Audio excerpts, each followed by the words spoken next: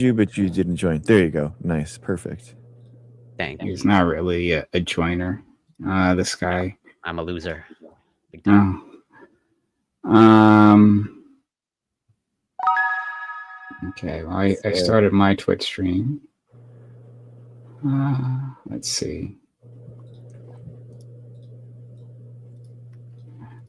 Stream together. Corey, are you already live? Yes, All I right. am live. Okay. All right. Guys, I need you to please share this. We are trying something new and fun for TikTok panels, debate panels. Please share. It really helps us get to a lot of people. That's how so many of you found us quickly. It really helps us get out to a lot of people right now. Thank you. I appreciate you.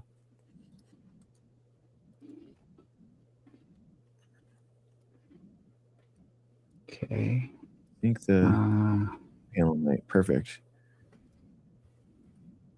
Okay, so we're gonna add. Awesome, guys. Thanks for coming in. Thank you guys for being here. Thank you. Normally we are doing the Dr. Greg show at this time, but instead we are special guests, Corey and Prime, my friends from the internet, my friends from the world. But we are trying to do a science-based panel. So Prime does some of the best Twitch debates panels out there. And Corey is this fellow scientist. So we're trying to bring the elevate the debate discourse a little bit, have some interesting expert topics.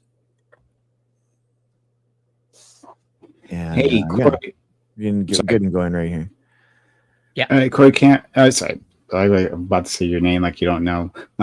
Corey, are you live right now? Because I don't see you up, at least from this thing. Well, are you followed? Do you? No. Corey can't wait for. Yeah. Like I sent you. I'm trying to send you an invite, and it's like whatever reason it's not coming up. So I got a notification of like, okay, you added me to like whatever favorite, but then that's it. I didn't get any. But I don't know where. I don't know where to look if there's a specific place to look. I can try for my stream together. Hold on, maybe it might just be easier just to do this. If you go to stream together, copy. I'm going to put this in the chat. You can click on this link and just join in. Okay. That's the invite. Oh no! Like, it always fights me on these things. Sorry, guys. 1 second. We were just getting some technical stuff all set up. Dude, that's crazy. I thought I was streaming with Atrium to Twitch this entire time, but I haven't. I haven't streamed to Twitch in 11 days. That's good to know. And Dr. Greg, whenever you want to, you can click on that link as well. You should be able to join in as well. Let me know if you have any issues. Okay, sick. Let's do that. Yeah.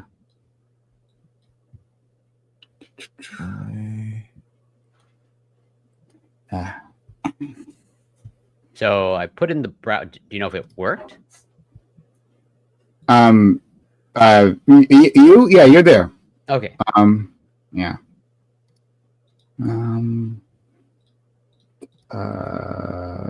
Mute. Okay. Cool. Okay, great. How about that? Yeah. We'll just do that, and then I'll just be, and then I don't know what the video is doing on my end. This is fine for me. This is perfect. Yeah. Oh, there you go. I'm hearing you double. Let me a second. So do you want my audio through the Twitch or through the StreamYard? Twitch. Yeah, mute yourself there. Just StreamYard works. Yeah. Roger. Okay. Muting on Twitch, audio through StreamYard. Roger. Yeah. Okay. Great. Corey, test. I hear you loud and clear. Okay, great. Are we ready to go? Yeah, we are ready. I think. Okay. So yeah, it's open. If anyone wants to come in, they can. We can hear all of you as well. Nice. Okay, perfect. Yeah. Sweet, guys. Thank you for coming. Thank you for watching. Take it away, Prime. Do you have something to do? Okay, yeah, sure. Hello all. Back again. This is our second stream together. We were here last week. Anti-MAHA headquarters. I'm not sure if we're gonna stick that name or not. We're just testing it out. I like it for now. Obviously, I'm open to. Like it? Okay. All right. Yeah, great. If you guys, if everyone likes it, we'll stick with it. But in any case, yeah. So we are, kind of a tag teaming here. Using all of our different areas of expertise or knowledge, and talking about issues specifically. Like looking at like what RFK is up to, honestly, but not just that, right? We're kind of expanding this to other parts of current events and politics, and like seeing how things are kind of falling apart out there. So we're having a good time. Like last time, I think we had like a great discussion. Like we had like just only like 2 or 3 topics, but we went on for like 2 or 3 hours, just talking, riffing on these different things. And the best part was when we had individuals like you sitting at home, join in, right? So through TikTok, if you're on Dr. Gregory's channel, I'm saying that because I'm also streaming. So if you're wondering how to join, go to Dr. Gregory's TikTok for now. My TikTok doesn't work. I can't live yet. But you can through Dr. Gregory's. It's Dr._Gregory or Greg, sorry. Dr. Greg Show. Dr. Greg Show, yes. On TikTok, if you're watching anywhere else, and if you want to call in, we'd love to have you. But yeah, so Dr. Greg and Corey have incredible medical expertise, and we'd love to hear their thoughts on this. Or they'll obviously give you their backgrounds. But yeah, for me, I have an IT background, and I've been streaming for a while, and I'm deep into politics, leftist politics. My name is Prime Kai, PRIMECAYES. Love to have you. Twitch, Twitter, YouTube, and TikTok now. Yet to put a video, but I will soon. So anyway, that's where we are right now. Corey, do you want to? Yeah, and I echo all the same sentiments in terms of what you said last week. I thought it was a great discussion, and I have no doubt that there'll be further great discussions in the future. But yeah, I'm a biochemist. I've been involved in science or life sciences for, actually, I haven't done the math, I don't know, 15, maybe 20 years. But yeah. I love talking about anything science. My bias is towards the life sciences, but I'm interested in just about every aspect of science, especially science communication, and hopefully how to, hopefully rebuild the public's trust in science and scientific institutions. But yeah, you can find me on Twitch, Corey Campbell 94, Twitter, X, YouTube, Instagram, TikTok, Substack. It's Corey Campbell. Yeah, looking forward to the conversation. Yeah, man. I am Dr. Greg. I've done molecular biology for 16 years. I genetically modify organisms for a living, basically.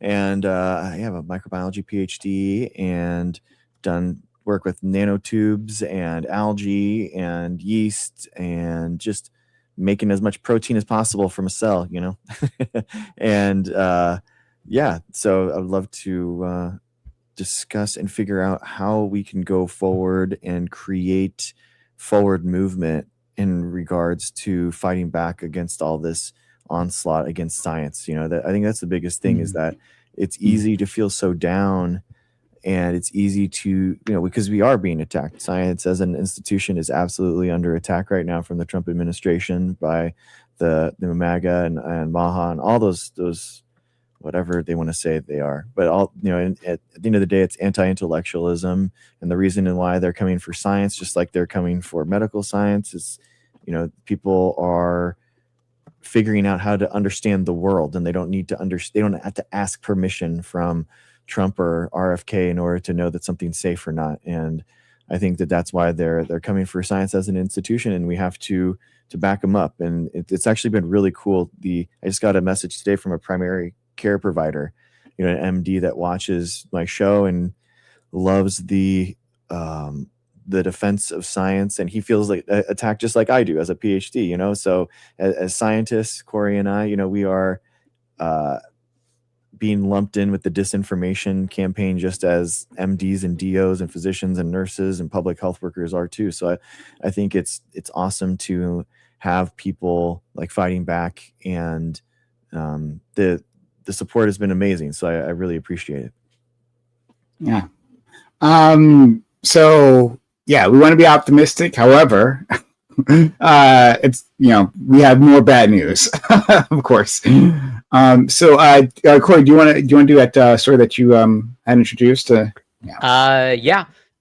So apparently, they are sort of redesignating, or pretty much like changing the status of getting a nursing degree, as in pretty much no longer considered a professional degree, and that changes, you know, how student loans are given, where pretty much you now have, since it's no longer a professional designation, according to well, I guess I think the Department of Education is largely responsible. Then it's like, yeah, you don't qualify, or rather, the cap is lower than if you actually have the professional designation. And it was interesting to see, like, you know, what they consider, you know, professional, and then and included in there was chiropractic, which I'm not going to get started on that. But like, yeah, this seems to be. I saw that. Give me a break, bro. Yeah. It's like this like turning the knife. Like, give me a break. Yeah, like I had really that strong reaction as I was reading it, where I can, yeah, if I was a nurse, like there's be a huge slap in the face. Yeah. Yeah, my wife is going for major ramifications in the future. I assume, but I hope not. I hope to be wrong. That major ramifications. Already a shortage of healthcare workers. I think this is going to exacerbate the problem. For real. Yeah, my wife's going for a DMP right now, and it's just like, she's just like, what did I do wrong? I spent like 5-7 years as a RN, and then went through all these classes. Like, it's just I don't know. I had to tell her, be like, hey, you know, I see you as legitimate, you know, like, and it's just very weird. I honestly have no idea why they would do it, other than there's like some Project 2025 stuff that was like, I don't know, pushing it, and I don't know. I have no idea. Gilberto, thanks for joining, man. Do you have any thoughts on the reclassification of nurses as a non-professional profession? Yeah, hi guys. No, I don't. I just kind of popped in here just to see what this is about. But okay, cool. I actually had a question for Corey. Just I got to know it a little bit more. I won't take much of your time because you want to talk about this topic, but whatever. No, take your time. That's what we're here for. Sure. Cool. I'm currently writing a paper about the current decline of American communities, meaning like third spaces, that type of stuff. You kind of see people more just at home on their phones instead of like going out and socializing. Do you agree? And like, do you have anything else to add about that? Yeah, so there's definitely a lot of talk about the decline in third spaces, and I think, you know, there's a little bit of data to show that let's say some Gen Zers are turning to religion, or let's say, well, their church attendance is maybe like increasing a little bit. There seems to be a little bit slight uptick, but is that due to religiosity, or are they looking for, you know, more community on the interaction? I don't actually know what the answer is, but from what I can gather, there is this decline in third spaces, and like there is this aspect of social isolation. But in that vein, I'll also share my own personal experience. Is like, so, you know, I've been going to the gym for, you know, 15, 20 years. And like, there's definitely a community aspect to the gym, but I've also seen it evolve over time, at least from my perspective, where also in the data, from what I've seen, Gen Zers are also, you know, big into fitness. And like, as part of that, they, from what I can tell, even at my own gym, like Gen Zers, like they pretty much can use the gym as like a hangout. And you see gyms now where, you know, in addition to the gym, they will have like a cafe, or like you can get food there, where it seems like, yeah, now gyms, or some gyms are coming sort of like community centers, or like Gen Z sort of treats the gym now as a third space, which I think is a good thing. Cool. Yeah, I had a one of like my big bodies, a paragraph was about the health aspects of isolation as well. So I was taking some like journals from like Vivek H. Murthy. I believe I forget what he is, but he's a pretty big part. But he said there's a lot of like, health risks, like, prolonged periods of isolation is like heart attacks or dementia. But I guess if you have the gym, I guess that would counteract with that. And it would just, you would have that community as well. Potentially. Obviously, there's hopefully the positive aspects to just being like more physically active and all that. But whether it could actually, be a good substitute for, true meaningful connection, I don't actually know. But like, I mean, I would hope so. But like, there's definitely clear data in terms of, our key social relationships are strong indicator, or let's say have positive impacts on our health and well-being over the long term. And whether the gym can substitute for that, I'm not entirely sure. I would hope so, but it would not surprise me if that's not the case. Someone here just said it. Yeah, the Surgeon General. Just keep in mind, my background is just college student right now, and I'm just writing papers just for my generals right now. Yeah. So it's but yeah, thank you so much. Do you have any like positive, like I guess you said the gym, but like anything else that shows that we're being more social, or that like there is like kind of hope for more communities and connections, like in the future? I think there's an attempt, and that's why from what I can tell, Gen Z is like using the gym as hangout, and then like they're big into fitness. And we also see it with the online communities. I'm part of online communities. I think these are all attempts. Now, whether these are like good attempts, or rather like whether online interaction can replace face-to-face, I don't actually know. I don't actually think so, but that's just my opinion. I don't have any data to back that up. But I think slowly over time, and I also see it from what I can tell, that Gen Z, even though like they're the generation that like has used their phones the most, but I think there's maybe like a response to social media. And when I say sort of like, I think there's some data to show that they might start to shun social media, or let's say not use Instagram or TikTok as much. Yeah, I mean, and one last thing I'll say is also sort of like the way I potentially see it playing out is like with dating apps. Of like when dating apps first came on the market, whatever, 10, 15 years, I've lost track. But either way, when Tinder came around, it was like, oh, this is going to revolutionize, this is like a huge game changer. But now I think it's pretty clear that, for a significant portion of people, there's a strong negative reaction to dating apps. So like, they're done with it.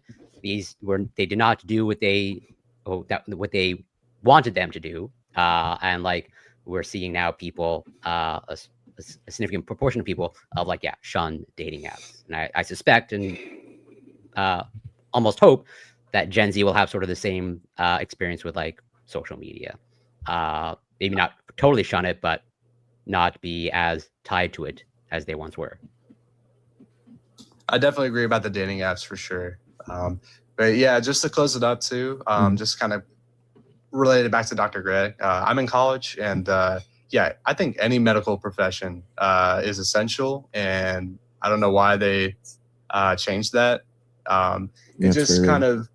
It kind of like, if I'm in the middle of like doing my degree and then I want to go into like a medical field, and they're going to cut my salary, and I'm not like, what was the word? Like not essential, but what do they claim it as? Professional? Non-professional. Yeah, I don't understand. Yeah. It's obviously a profession.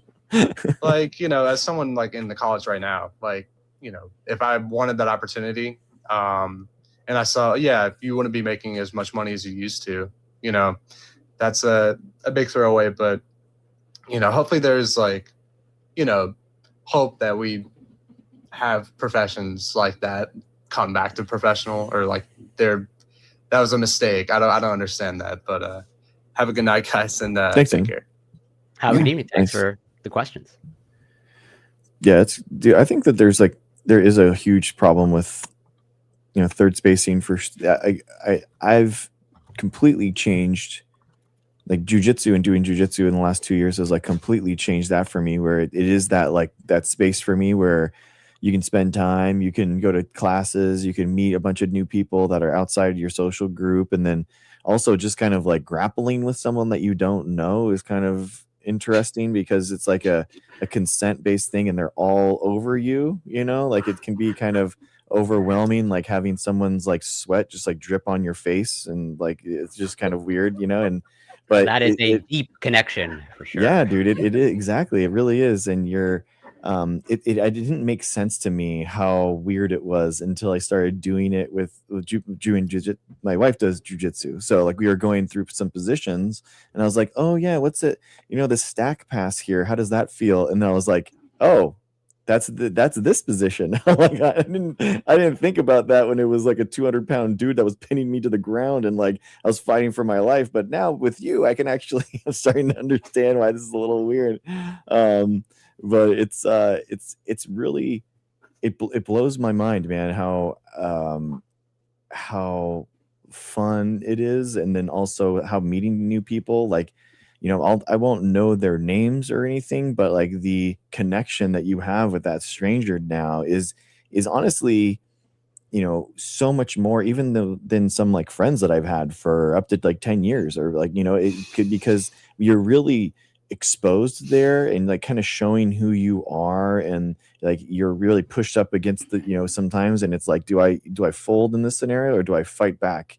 And like you're not necessarily getting into those positions with acquaintances or friends or anything like that often, but like in jiu-jitsu you're pushed into those positions, like you are pushed up against the wall, and it's like, do you fold or do you not? Do you fight back or do you not? Like what are you gonna do? And it's been a really, really fun experience.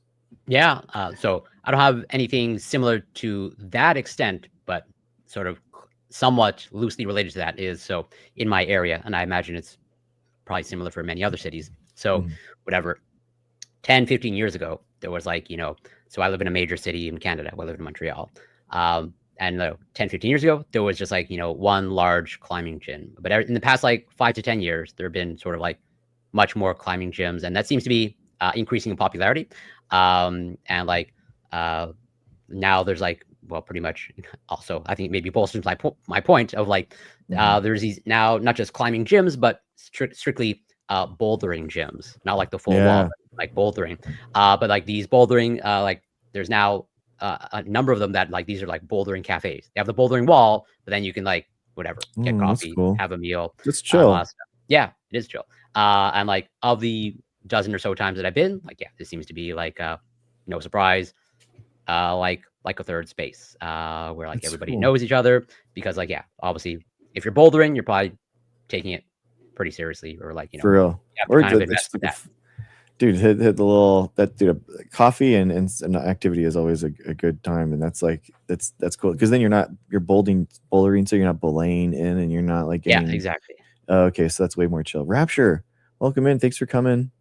I appreciate you. Thanks for having me. Hi. Thanks for doing this awesome panel. It's amazing having all of these experts, scientists, IT specialists at our fingertips. It's amazing.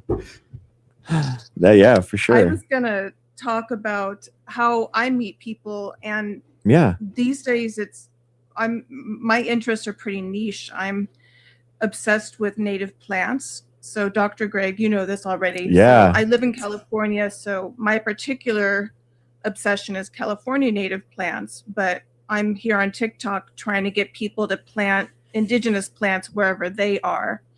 And the other way that I meet people is, well, I don't know if I want to count. I'll count TikTok as a way that I meet people. Sure. But I meet people volunteering at a native plant conservancy that's in my area.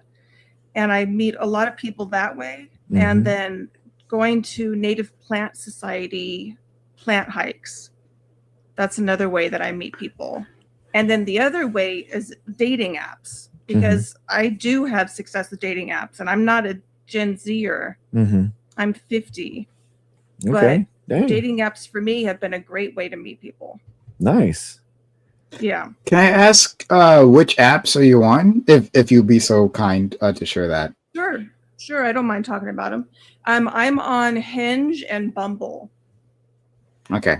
And only if you want to say, because if I've never used Bumble, but from what I understand, there's Bumble and there's like Bumble Friends or Bumble some version that's like just for friends. Yeah, I haven't used Bumble Friends. I've only used Bumble Dating, and I'm queer, but I'm equal opportunity when it comes to dating people. And for a while, I had chosen men as who I was interested on the app.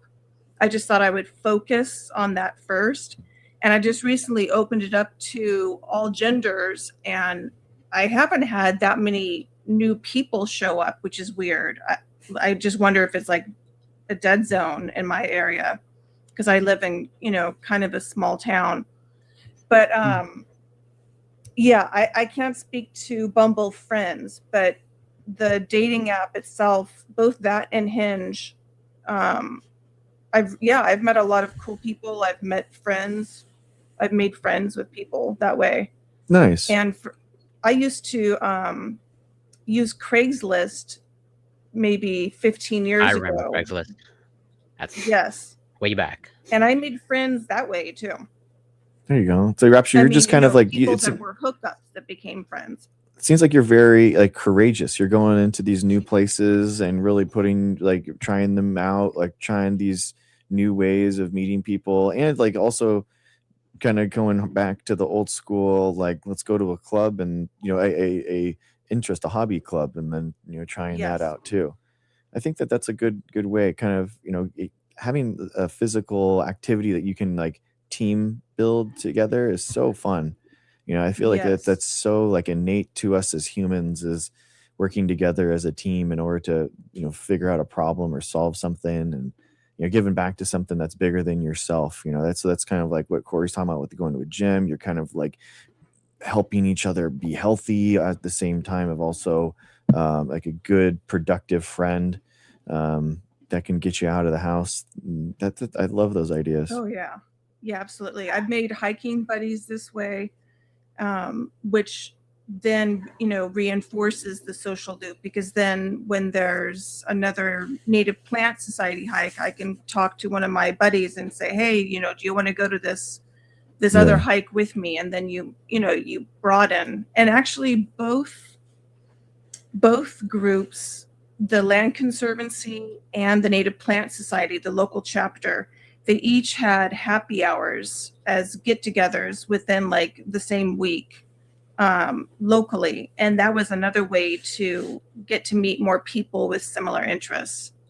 And my interests are, I can talk about a couple of other topics, but my interests are pretty constrained, and I really only want to talk about native plants. So it's the perfect opportunity to be in like at a happy hour with people who are also likely to be obsessed with that topic. Dude, it's a good way to stay on track. I love it. And it's such a good way to also be a big impact on your local community. Like everyone just kind of planting indigenous plants and caring about that. And the Rapture goes on walks and she's like giving out scientific names for things. It's incredible. The clips that she posts are like expert level knowledge on plant identification for sure. I'm just curious if you want to say, because I don't actually know what, even though I have a biology background, my plant biology is like awful. But if you want to say, how did you get into native plants, or like how are native plants different from what? Yeah, I have no conception of native plants or what that means. But this is a great question for you, Rapture. That's a lot like a lot of other. Oh, I know. Now I get to talk more about. Yeah, please. So that's a really common question, and I used to not have any idea what a native plant was either. So a native plant is unique in that they are indigenous to, each different areas of the world. Their native plants are indigenous to different areas of the world. And I'd like to draw a comparison to humans. Humans, for instance, are one species, for all of our superficial differences, we're one species, right?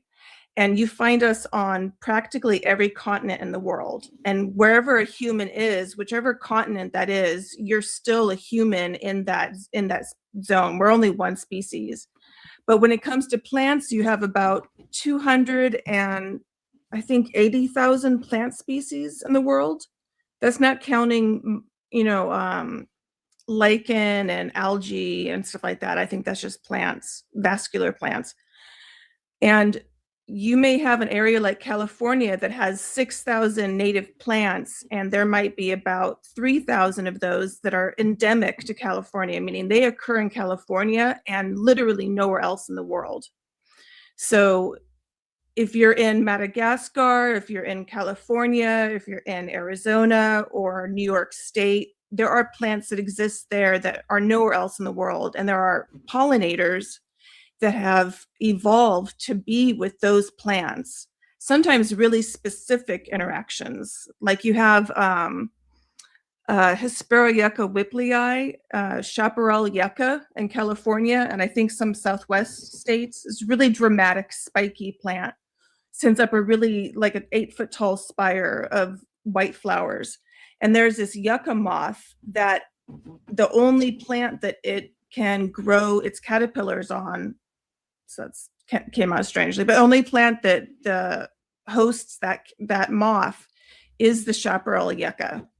So if that species were to go extinct, that moth would go extinct. Mm-hmm. And so it just sort of highlights how important biodiversity is and how there's this web that connects, different types of fungus, mycorrhizae that lives under the ground that connects different plants to each other and, helps the plants to uptake nutrients. Like all of these connections happen around the world, but we tend to, as humans, at least in Western society, we tend to kind of screw things up by transplanting a lot of plants from one area into another without a regard for the plants that exist here in the space that you're in. And when you do that, you tend to then start to lose habitat for the native species, and you start to lose native species as the habitat shrinks. You start to lose species, then it's a cascade effect. Mm-hmm. So one really small concrete way that individuals can contribute to protecting biodiversity is to plant native plants in your yard or in a nearby park, or volunteer at a local land conservancy, something like that. Mm-hmm. But just planting native plants in your yards makes a huge difference. And you can have, residential tiny gardens all across the United States, for instance, that then hook up with the pollinators, and individuals can really make a substantial impact locally. Yeah, absolutely. Especially for migrating insects and stuff like that. So like monarchs and milkweed, that kind of stuff. I mean, it makes a big difference because their migrations aren't in one fell swoop. Like it takes several generations in order to make the migration for insects. So having transient plants that they can breed and then live and then come out and it allows that succession, that daisy chain of successions to happen. And it's so big, and you're so right, Rapture. It's not, I love how you were talking about how it's like the symbiosis and the evolution with the insects and the plants. And that's actually something that's been disrupted, right, with climate change, and how plants aren't necessarily sprouting and flowering at the correct time. So it creates this this problem that the insects and the plants and the pollinators aren't all showing up at the same time at the same month, and so it's something that's having a big impact. Yes, I have seen that firsthand, and I do plant. I haven't been doing it recently because I've been focused on my TikTok videos, but I do plant observations and post them on CalFlora, which is different than iNaturalist. It really focuses only on plants, and it has really great observations and really great data that pulls in from iNaturalist. anyway, I post to CalFlora, and I'm always noticing the phenology, the bloom periods of the different plants that I'm observing, because you'll put in that data whether or not the plant was blooming and what the month was. And then you can compare that to this CalFlora database. I'm not sure if iNaturalist has that data in an easy spot to see for each species. And then there's this resource called the Jepson Manual, or the Jepson eFlora, which is connected to UC Berkeley. And the Jepson Manual and eFlora are connected to the Jepson Herbarium, which is this huge repository of plant specimens in California. And they also have data on the months of flowering for these different plants. And right now, like, there's a Dudleya species, which is it's called a live forever. It's a native succulent. So California doesn't have that many succulents. They do have some succulents in the desert, but like the rest of California, succulents are not, you don't really see cactus in most of California. So this is one of the few succulents that you have occur natively in California. And its bloom period is usually in the spring. It goes dormant in late summer and fall, and then it perks up with the winter rains, and then it blooms these gorgeous red and yellow iridescent tiny little flowers. And the one at my mom's place where I used to live and where I have a bunch of native plants, it's in a container, and she gives it a little bit of water to keep it from completely going dormant because it's in a container. And the plant actually, this summer was so cool that for some reason the plant decided it was time to bloom. And in the late summer, early fall, it actually bloomed, which is I've never seen a Dudleya bloom at that time ever. It's so bizarre to see it happen. That not only did it start to bloom, but like the blooms actually are like on their way through, like completing, they're getting pollinated by the hummingbird, but the bees that would normally be there aren't around right now. They're already going into their like winter dormancy kind of periods. So the hummingbird is there, but the other pollinators aren't around. It's so bizarre. Yeah, climate change is nuts.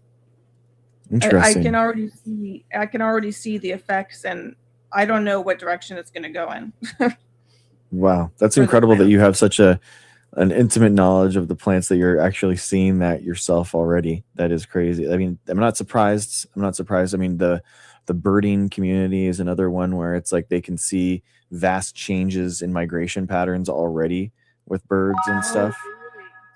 Yeah, it's especially in the UK. There's like a huge, really strong and long history of like birding as a hobby. And so in the UK, people are tracking migration patterns and all that kind of stuff, and you can already see it change.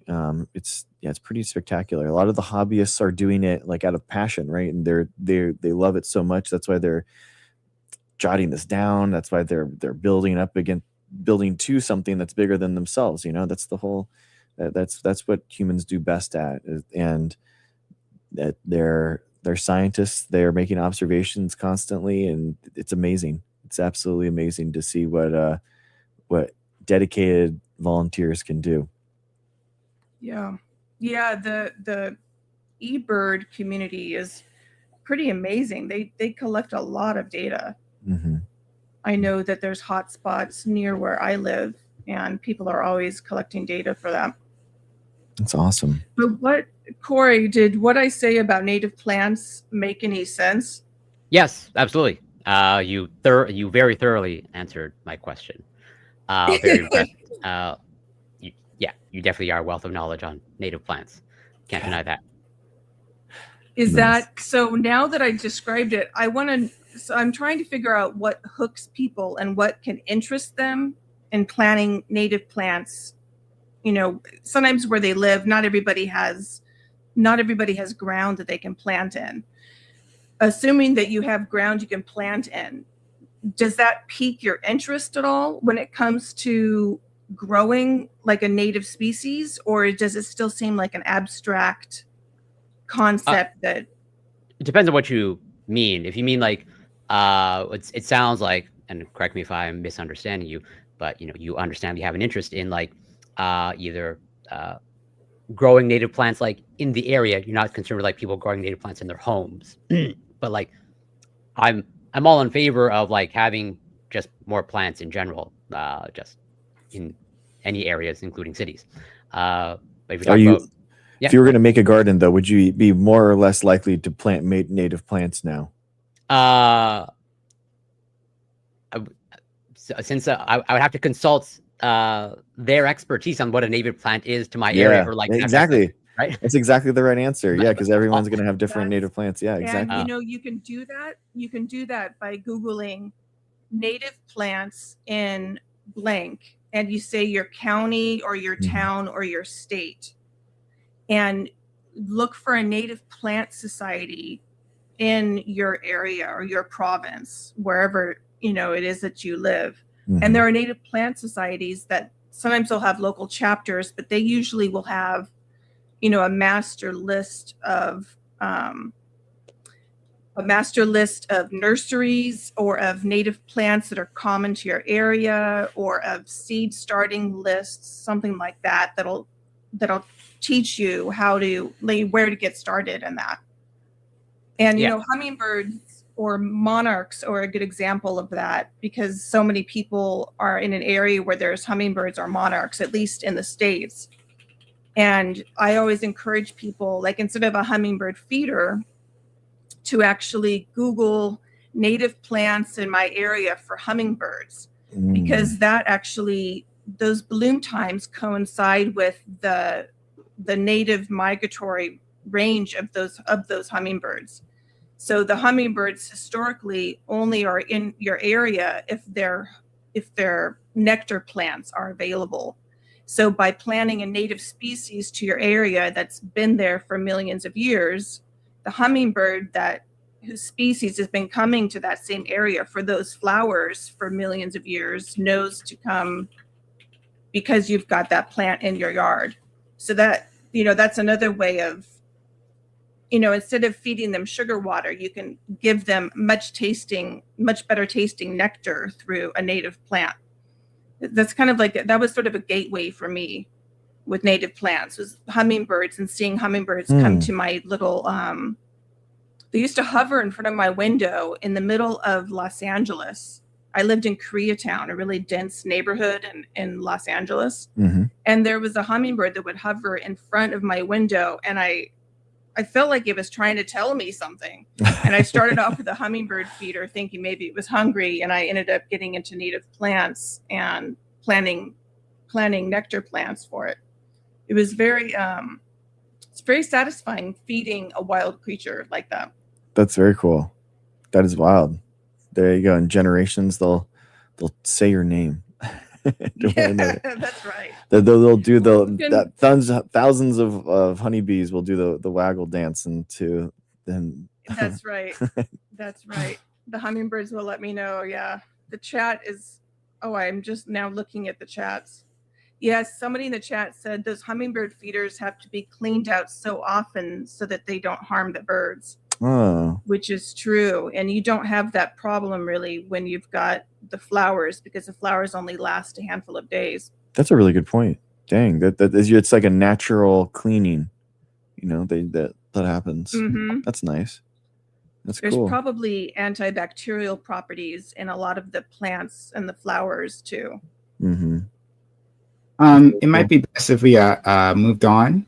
Okay. Okay. Yeah. All right. Thank you, Rapture. Thank you for put me down. Thank you. Okay. Yeah, for sure. Pleasure.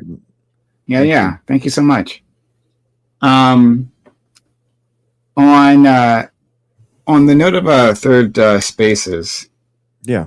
I'm not like the person to ask about that in general. I don't even have a second space since I work from home. So it's like, but I think it's an interesting topic in general. I liked that Rapture person had found her very hyper specific group Like that, like seriously, like that gives me hope for me. Like I don't have trouble socializing, and like my interests aren't so specific. But still, like the efforts to find people to who know you, right? Who can understand you, who are interested, who get excited about the things that you do. I mean, that's like a gift. So I'm very happy for Rapture that she did find that, because it can be so hard. But the point is that it's great that like that is a thing that exists, and I like these groups are being created, and I think that for a lot of people, I'm relating this to the conversation about social media, right? I think there's a correction that's happening, right? And we see this in societies all the time. So that like we lean into some trend or fad. Like social media is not a fad; it's more than that. But like we lean into a certain direction, and then like the next generation oftentimes corrects for that at some point. And we can see like how people are so excited for social media and its possibilities and its ability, being like techno enthusiasts, thinking, oh, this will be the new way that we interact and it'll open things up for us. But instead, we've seen that the opposite. We've been isolated. So people came in here asking about the third spaces. Like there's been an attack on third spaces from all fronts, and I think we never even defined third spaces. Like I like for people who don't know what it is, but like a third space, and someone could tell me if they disagree with this definition, right? The first space and second space are like your home and your work, right? But third space is just where do you go after that, right? In between those moments, where are you hanging out? And this is especially important when we're talking about children, because it's a great place time to socialize, interact, and make friends, and just like have like great experiences that are outside of those structured environments. Well, hopefully structured, hopefully home is structured. But like it is, it's important, but like those things are shrinking. For kids, we've taken away their spaces. Like we've shut down malls. We've shut down things that are aimed at like teenagers. We've told teenagers to stay away. Honestly, that's like a big issue. And even for adults, adults are finding it hard to find places to be. Right? Like maybe there's bars, but not everyone wants to be at a bar. And so like finding these hyper specific things are important. Or not necessarily hyper specific, but like finding those places. And I also would encourage people. I'm rambling a bit, so don't worry, I'll end very soon. I would encourage people to like also like create groups. Like if the thing. Like if was it Rampage? Or sorry, what was her name? Sorry, Rapture, I believe. Rapture, Rampage. I'm sorry. I mean, I hope that wasn't offensive. It sounds pretty heavy metal to me. I don't know. So, Rapture. But like, imagine, like, you could easily imagine her not being able to find this thing, right? To find a group of people who like have that deep love for this specific topic. It would be great if someone like her or her, right, like created that, in that moment. I think all of us kind of give up, and like I can't find these people. I guess just might not exist. Maybe we aren't interested. But sometimes it's just worth it to make it yourself, right? There was a meetup.com or something. There's a like where you could like create groups and you can make groups and like find groups. Like I was exploring these things years ago, looking, just to socialize. Like I remember like becoming an adult and like wondering, like, all right, like I've reached this milestone. I'm very excited that I've gotten here, right? Yeah. now what? Like, I don't know what to do. Myself, I don't drink, and so bars aren't a place for me to go. So I'm like, okay, so other than that, and I don't like clubs. I tried that, and well, not for me. So other than that, where do I go? What do I do? And I had a hard time answering that question. And so like trying to find that space for me was always very difficult. So the point is that I'm happy Rapture was able to find her space, and I know so many other of you are looking for your space as well. It's out there, and if it's not out there, let's say maybe you're extremely hyper specific, right? Maybe you're all about like the wanting to talk about like the current news on upholstery.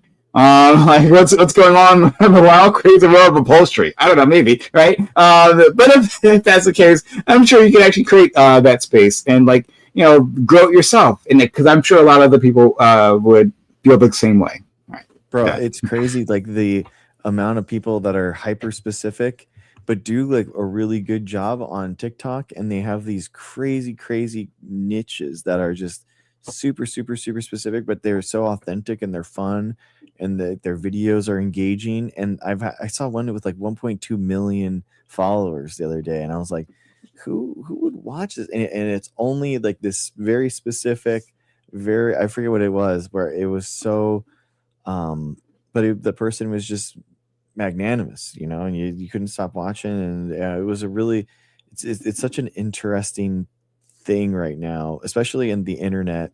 Like you'd think that everyone is that everyone's creating now. That's kind of like what the feeling is, that everyone has a YouTube channel or everyone has a TikTok, but it's actually the amount of viewers to content creators is actually way on the side of viewers, because so many people are watching now, and an even smaller amount of people are creating content now. That like if you have a passion and you have that niche and you have like an expert level knowledge on something, like genuinely creating a TikTok, like trying to put videos out there that you love, and that's the key. That's really key. Like you're going to go out there and you're going to make videos to like no viewers for a little bit, and that's okay. That's actually really okay, because you're going to make content that you're proud of, and so then the viewers don't really matter, actually, right? So you're just making content for yourself. And when I started in 2021, I literally had, I think they still do have like literally 0 views. When you have 0 views on YouTube, it says they write it out for you. They don't even put 0. They write it out for you just to like twist no views. Like that's it. Like, dude, like at least give me a number. You're not even good enough for a number yet, dude. Like they're like, no, we got to write this out so this person understands. There are the bots aren't even interested. Yes, dude. Like how embarrassing is that? So, it's awful, dude. It's awful. But like, it's genuinely though, you're proud of it. That's why it doesn't matter. You know what I mean? So even someone like tiny, because you talked about like if you have expert level knowledge, but actually I don't think you even need that, right? Because I think like, hey, like let's again we'll use our friend Rapture for an example. Let's say she's just getting into the hobby, or however you define that, right? The interest, right? And she doesn't know a lot, but still she's like really interested, really motivated, and wants to share. Well, I think a good channel would be like her on her journey, right? Her journey to understand these plants, right? Like, oh, look what I learned today, right? I just learned this thing. I was looking into it about like the plants, in my local area, and like this is super interesting. I want to explain it to you, and she does it with all the passion that she was clearly like expressing to us. Previously, like that's like enough. Like I think what Dr. Greg was saying, like the thing that interests people, like random people who aren't within these niches, is just the individual, right? Like Dr. Greg, I think, is an engaging person, right? Like if he has an interest, and he makes a fun video, yeah, I'd watch it. Like why not, right? I'd watch it from anyone. Like if anyone who's passionate and can communicate fairly well, they can get a following there, right? Especially on platforms such as this. So again, so I guess as to what I was saying before, even if you're not creating a physical space, even this virtual space, if you're looking for people to share and to connect with, not a bad idea. So yeah, exactly. And TikTok is honestly really amazing for putting your stuff in front of new eyes. Like the YouTube is specifically very, very hard to get into. Shorts are obviously really good, but genuinely, I think that TikTok, the difference and why that it is so amazing is that they really do give every new account kind of that chance to go viral. So if you put in some care into your first couple of videos, they're gonna shop it. So I mean, it's easy to get up to 10,000 views on your first couple of videos on TikTok, genuinely, because they're shopping it around, seeing within the algorithm who likes it, what's going to happen, who likes it more. So they really try to push you out and to make you go viral. I think that's the difference between TikTok and the other platforms, is that it seems to be you have to kind of, as a content creator, kind of go out there, and they have to you have to do more work. I think on YouTube, especially in Twitch, notoriously is the worst. So you have unless you are on the carousel, there's no way that someone's just going to go through just chatting and just find you, on the thing. Especially if you're all the way at the bottom. Yeah, exactly. Yeah. Nobody, and because people think oh, there's a reason why you have no views. So it sucks. It sucks, and but. That's why YouTube is kind of that repository, I feel and then the TikTok is kind of the live thing, the way to actually meet people. And I think the lives, I've never seen anything like the lives on TikTok, and then specifically the ability to bring people on, and the guest feature, and meeting people that way with basically built-in chat, built-in voice chat, and I think it's just really cool. It's just a really, really cool thing.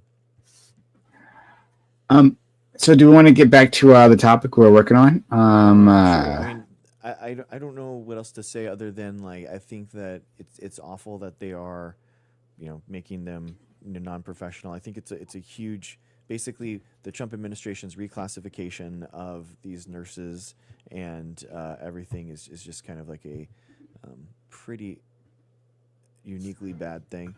But do you? I guess So. Someone else that wants to come in.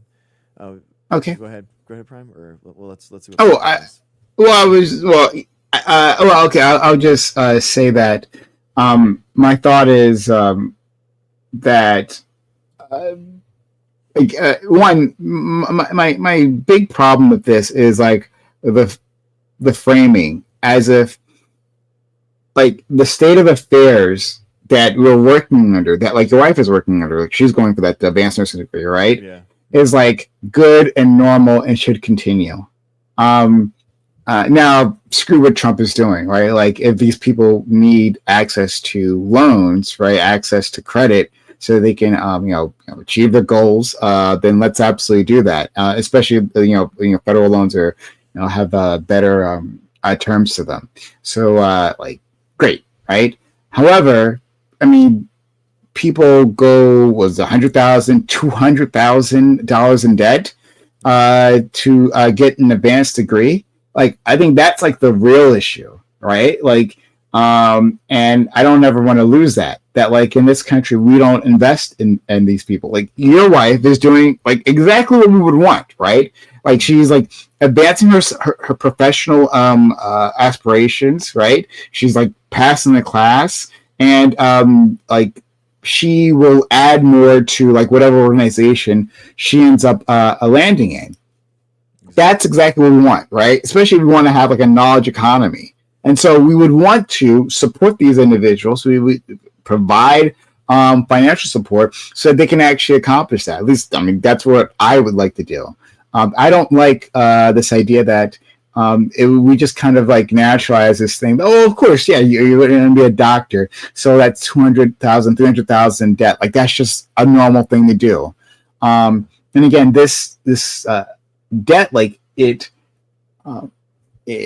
distorts like the field, right? The industry in of itself, because people have to pay back those loans, and so people don't want to be general practitioners, even though like they would love to, like otherwise, right? They might have a passion there. They have to go into more specialized fields, and then those things get overcrowded, and then they have to justify like all these specialists, and those specialists then charge you. I get you to take tests that you don't need, right? Like it's a whole thing that happens, and so much of it is based on this debt load that like the best of us, you know, is like leaving college or university with, right? Like we want to be encouraging, and I would expand this past the medical field as well. I would have college for all, but and vocational school for all, because not everyone needs to go to college.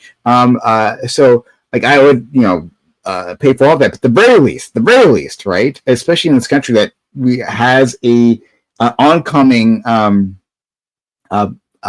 medical shortfall, like a medical professional shortfall, right? For exploding elderly population. Like, if that's a problem, why aren't we like providing the financial support for these people, right? We want to encourage as many people to go through as if you can pass the classes, that's all we need, right? But there shouldn't be an extra obstacles like, oh, you also have to find a way to pay for us. Oh, you also need to put all these other life goals on hold, right? Including like buying a house, or, you know, investing in your own children, because, you know, like Dr. Greg, like him and his wife they have kids already, right? And think about like what can't they provide them, like because of that. So don't mean to get people to think about your finances, but like you know, but like the reality of the situation is that like there's, you know, for, you know, Dr. Greg and people like him, is like you have to like consider that, like, okay, I've got this education, it will take decades until like I can like breathe again, and I can feel at ease, right? And then that time I'm raising a family, and that time I'm like, you know, doing the hard work, right, of the job itself. In that time, like I'm stressed from everything else in life. So like, why don't we take that one burden, that massive burden off? So yeah, people are trying to commit, you know, better their societies and their communities, and like being more educated. I don't understand like why that would be a burden, and why we would not help those people, you know. So Punk Paladin, welcome, man. What do you think about the non-professional degree of nurses now, or, you know, kind of healthcare spending in general, or what are you thinking about? Punk Paladin? I'm sorry. That's all good. Hey, man. Welcome. I personally think that it is an abhorrent affront to the education system of this country to do something like that, because we're in desperate need of those professions. And it's almost comical that most of those professions that were labeled as unprofessional now are mandatory reporters.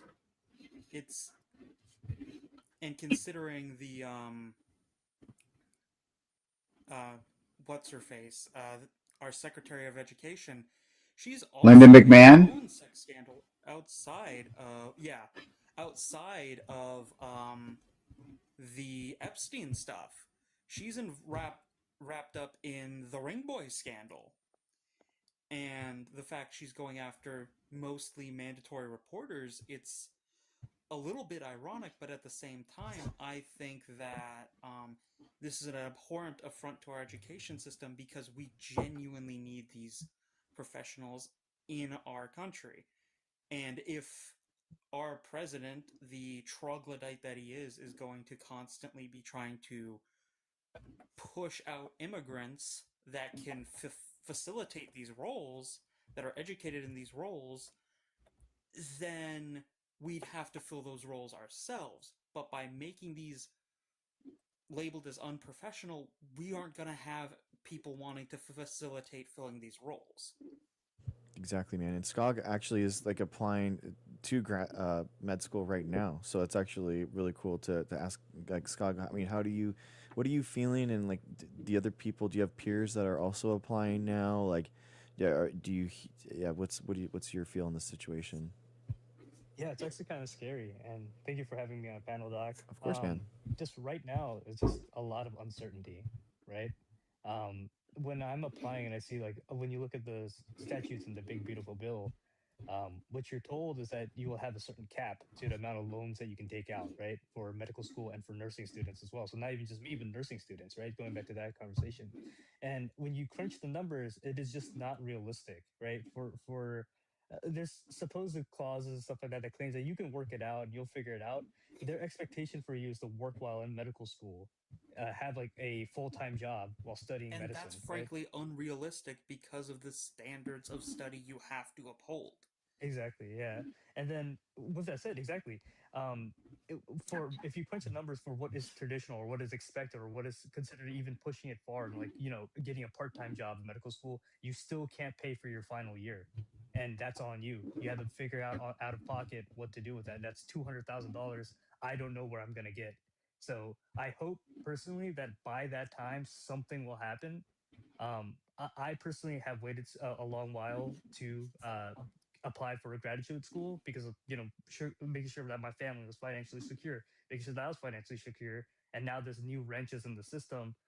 I think at this point I'm actually just gonna go in, cross my fingers that something happens, and that if people can advocate, people like Dr. Gray and all the other people on the panel, including myself, if we can just advocate so this can change, and hopefully in the next presidential cycle there could be some Or at changes the that very will least during the help out. midterms, apply pressure onto this administration Yeah, to I mean, ensure that, the provisions for medical professionals' education is covered. I think the APA and Absolutely. the AMA and like all the physician lobbies and unions and stuff. I mean, there has to be some professional unions. The nursing unions are huge. They're really powerful. I know, from my wife. We love unions here. Yeah, like in San Diego, the nurses unions are so strong, man. They go on strike constantly, and they're constantly doing a good thing, like getting good raises and stuff. So I feel like that is like such a kick in the teeth, as someone said in the chat too, it's like we need more and more NPs and nurse practitioners and nurses assistants and nurses. And basically, there's a huge amount as the baby boomers retire. There's going to be a huge need for care, and more of that care basically isn't going with MDs and DOs. Basically, there's nurse practitioners that can work as a physician, and every day, and then they basically go and get everything greenlit through the MD and DO and be like, is this what you would do? What do you think we should do on care? But they're fully capable of like running a code. Like someone is on their way out and they can make every move to order everything right then and there.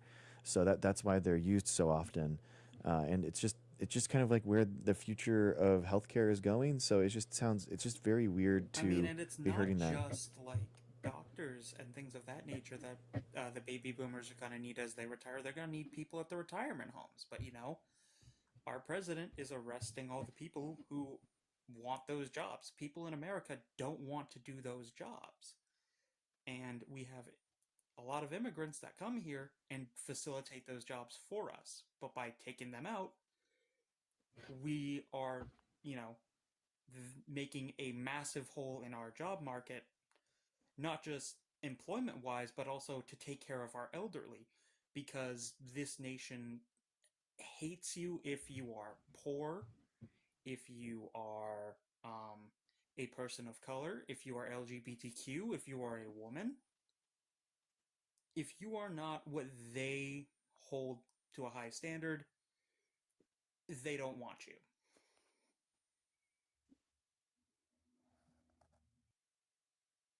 Yeah, for sure, man. It feels that way. I mean, that definitely the idea of a lot of these professions being women dominated too. I mean, that's like it's just so apparent.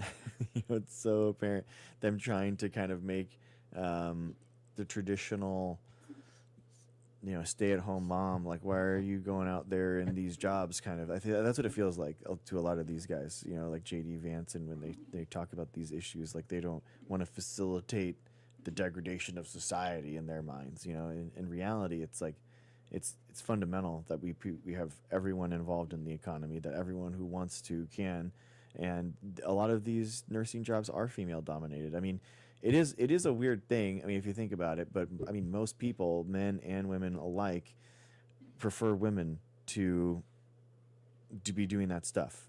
You know, it's just is what it is. There's a lot of guys that are used for a lot of the moving patients around and stuff like that. But for a lot of the care in nursing, like everyone just prefers a woman. So it is kind of it's just a fact.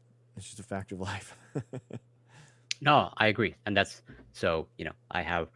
Uh, I've spent actually quite a lot of time in hospitals because I have a medical condition to manage, and in my opinion, like nurses are like the foundation of just like any medical system, and like they pretty much, they never pretty much overworked, underpaid, never get the credit that they deserve, and that just seems like a further slap in the face to them. Especially like again, I can't stress enough like just seeing how chiropractic is in there as a That's such a professional joke, designation dude. is If, like if anyone isn't aware, basically the origination of chiropractic practice, I don't even know what we should call it. It's like it was basically a counterculture alternative form of like alignment versus like actual medicine.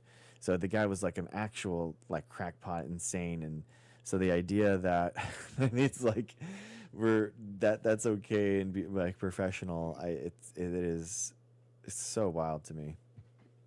and they unfortunately they get the doctor title. So Yeah, I I'm mean, yeah. Yeah. I'm a little curious about this. So I don't know the history here. Maybe we should save this for like a dedicated stream. But like, I feel like there's some sort of there's an intersection here, right? Between what we've been talking about with RFK, and Maha, and chiropractic. Like I didn't know what you just said about its origins. But how does that not mirror like Maha in general, right? Like Exactly. a whole bunch of individuals making all sorts of amazing claims about health, right? Untested, and in fact, they don't even want it to be tested because the scientific establishment is corrupt, and so we don't want to be part of your crew, but we want to like hide under the guise of being sciencey, right? To sell you this product that's going to be have a massive markup. Yeah, So exactly, like, dude. yeah. So there's chiropractors. That's the old school form, but now they also have NDs. So they have which are Naturopathic doctors. Yeah. Yeah, exactly. So that they used to be chiropractors, now they're NDs. They're kind of changing the name, kind of rebranding, but then ND is really similar to MD, so people are like, "Oh, it's kind of the same thing." There's already the DO there, which is like, so then like what's that? So I feel like they're trying to actually like rebrand a little bit, but NDs and I forget why it came up in my Reddit like search or something, but I think I was actually thinking like googling what the difference between a DO and an MD is and like all that kind of stuff, and then there was a Reddit thread about how about NDs? What about MD, ND, DO? What are the differences? And the whole Reddit thread was just like, bro, in what world do you think that ND should actually be on that list? Like that is absolutely insane. Like, Skog, what do you think, man? What about like ND programs? Yeah, I was actually going to talk about that. And just an interesting thing, just to start off on like a very proximal sense, there's a couple NDs on this app, and I've noticed two things.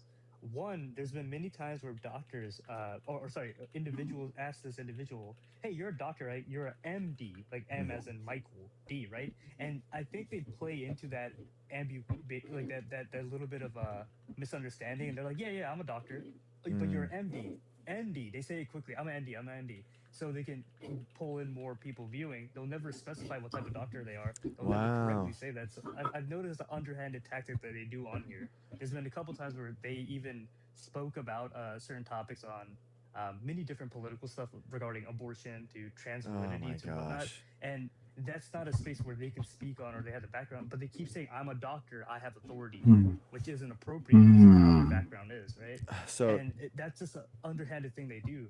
that's And on crazy. the topic, on the topic of like what I've been noticing as someone who's applying to DO schools as well as MD schools, as in Michael schools, when I see people bring up ND stuff like that, I think it just poisons the well, because DOs already have to do so much to get the respect that they need and they deserve, because they are doctors. They go through the same board certifications and their own board. Yeah. DO is dentistry, right? No, osteopathy, doctor of osteopathy. Yeah. Yeah, Oh, sorry. MDs and DOs both have to take the same, like the same tests, the same certification, the same board tests. Like they both have to pass the same checkpoints. Okay, that's why they're both like legitimate, and you know the why one versus the other is kind of like an inside baseball thing. NDs we're like, oh, okay, we're actually just going to create our own certification. We're going to do our own boards because we don't want to pass your thing.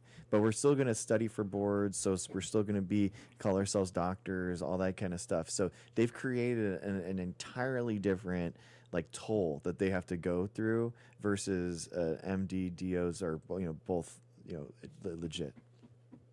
Well, yes, but from what I understand, DOs like they have evolved over time to the point it's like, they're essentially the equivalent of an MD. But now it's like, as you just said, there's like now the conversation or like the debate of like, well, if these are equivalent, why have the different designations, right? At this point, it seems.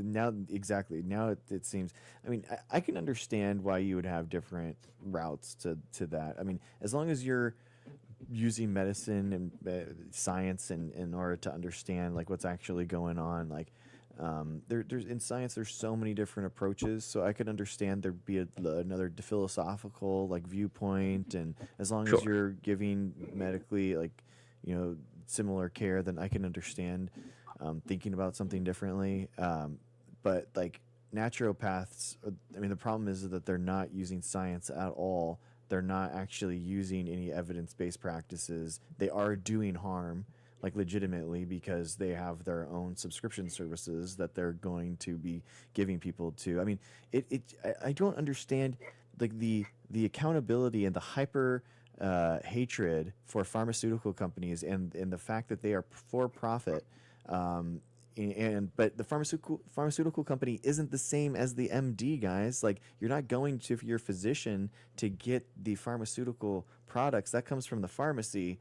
But imagine like if you had your own, like you went to a Pfizer doctor and like that Pfizer MD gave you a bunch of Pfizer products. You know what I mean? What would you think about that? Like, that's basically what happens with naturopaths. Naturopaths say, yeah, you need some green tea, okay, or you need some rosemary tinctures. And then, well, guess what? Who has the rosemary tinctures? Oh, it's me. Oh, and guess what? For a low cost of $40 a month, I can just send you some rosemary tinctures, which isn't FDA approved. They have no actual like certification that there's even rosemary in the thing that they're selling, and a lot of them don't actually. A lot of them, the vitamin things that they're selling you, like don't actually have the stuff in them. They're completely false. People have done GCMS on it and actually done science on them, and they completely fail. And it's just, and it gets people sick, by the way, because they aren't FDA approved. So guess what? Like the amounts in there can vary a bunch. You actually had people getting sick from ivermectin in the pandemic. Like, people are actually being harmed by a lot of this naturopathic stuff. So you asked a question, and caller, I haven't forgotten about you. I did interrupt you, so I'm going to go back to you. So let's sit tight for a second. But just like you asked, like, why, right? Mm-hmm. And like this is actually like I was just like putting this together as you were talking, Dr. Greg. Like, this kind of like reminds me of like the whole social media landscape on a macro scale. That like why do people like on TikToks especially like trust influencers to tell them like what clothes, what to wear, like what styles are in, right? Why do they trust them and their recommendations for beauty? And I'm not picking on women here. I'm picking on like this is I'm just focusing on one part of this, but like you can apply this all around, right? Like you'll say like, well, this recommendation.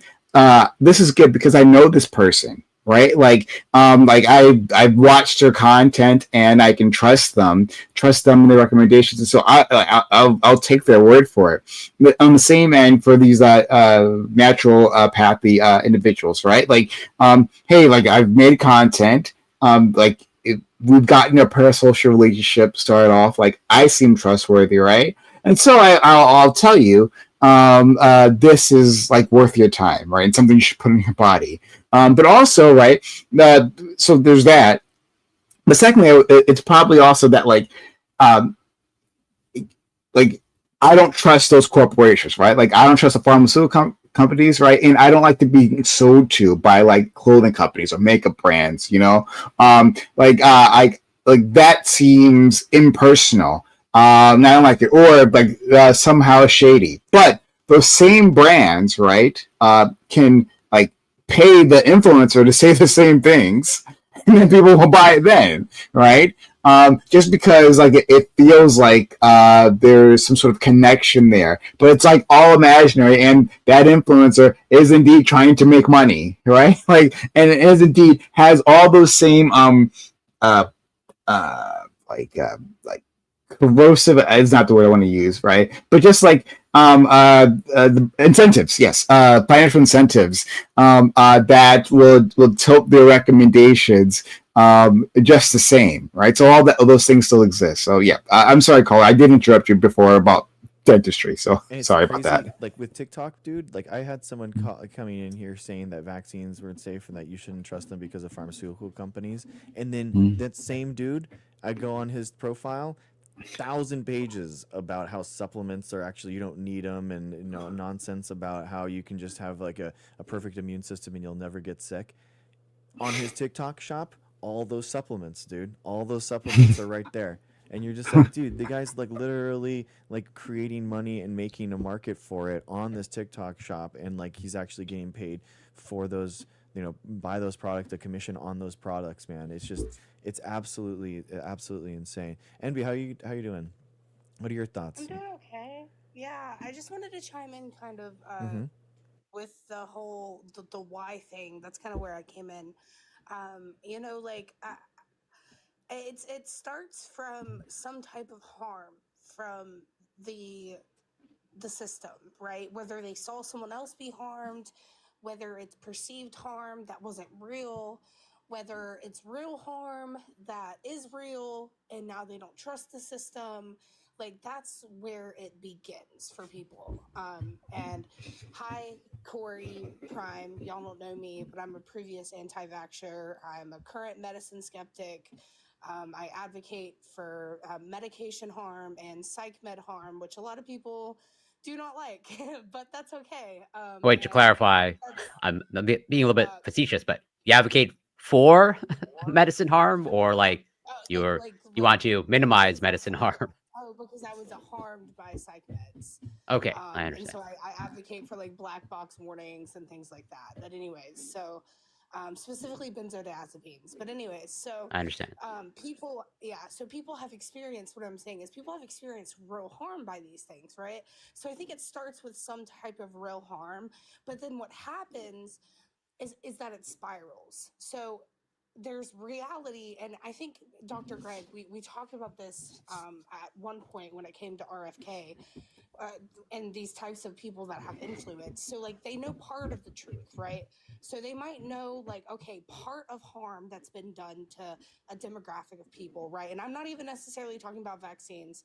I'm more talking about medication harm at this point. But like part of harm that's been done to a demographic of people, and then that's how they'll captivate that demographic of people.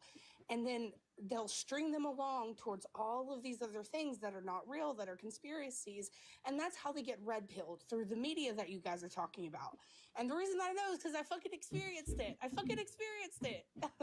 But yeah, I don't know. That's basically what I came on here to say, that like it starts with real harm. It doesn't start with the media. It starts with real harm, and then people seeking out solutions. And then when they go to seek out those solutions, it ends up being red pilled, ultra MAGA, fucking like unrealistic solutions. And then they just don't trust medicine at that point, because they've been so harmed by medicine and so harmed by the results that they've gotten from doctors that they don't want to go back. So they end up spending thousands of dollars on cinematic therapy. So anyways, yeah. So I want to ask NB, you there? Yeah. Oh, yeah.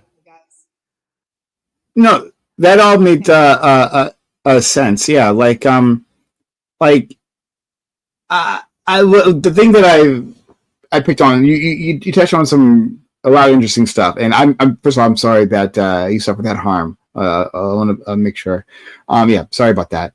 But like what's interesting is like the political dynamic that you talked about. Like, oh, this like it's very red pill and then like ultra MAGA this space, and I can believe that, but I think it's really interesting because like the what was it the Be Well movement? What was it called? Like the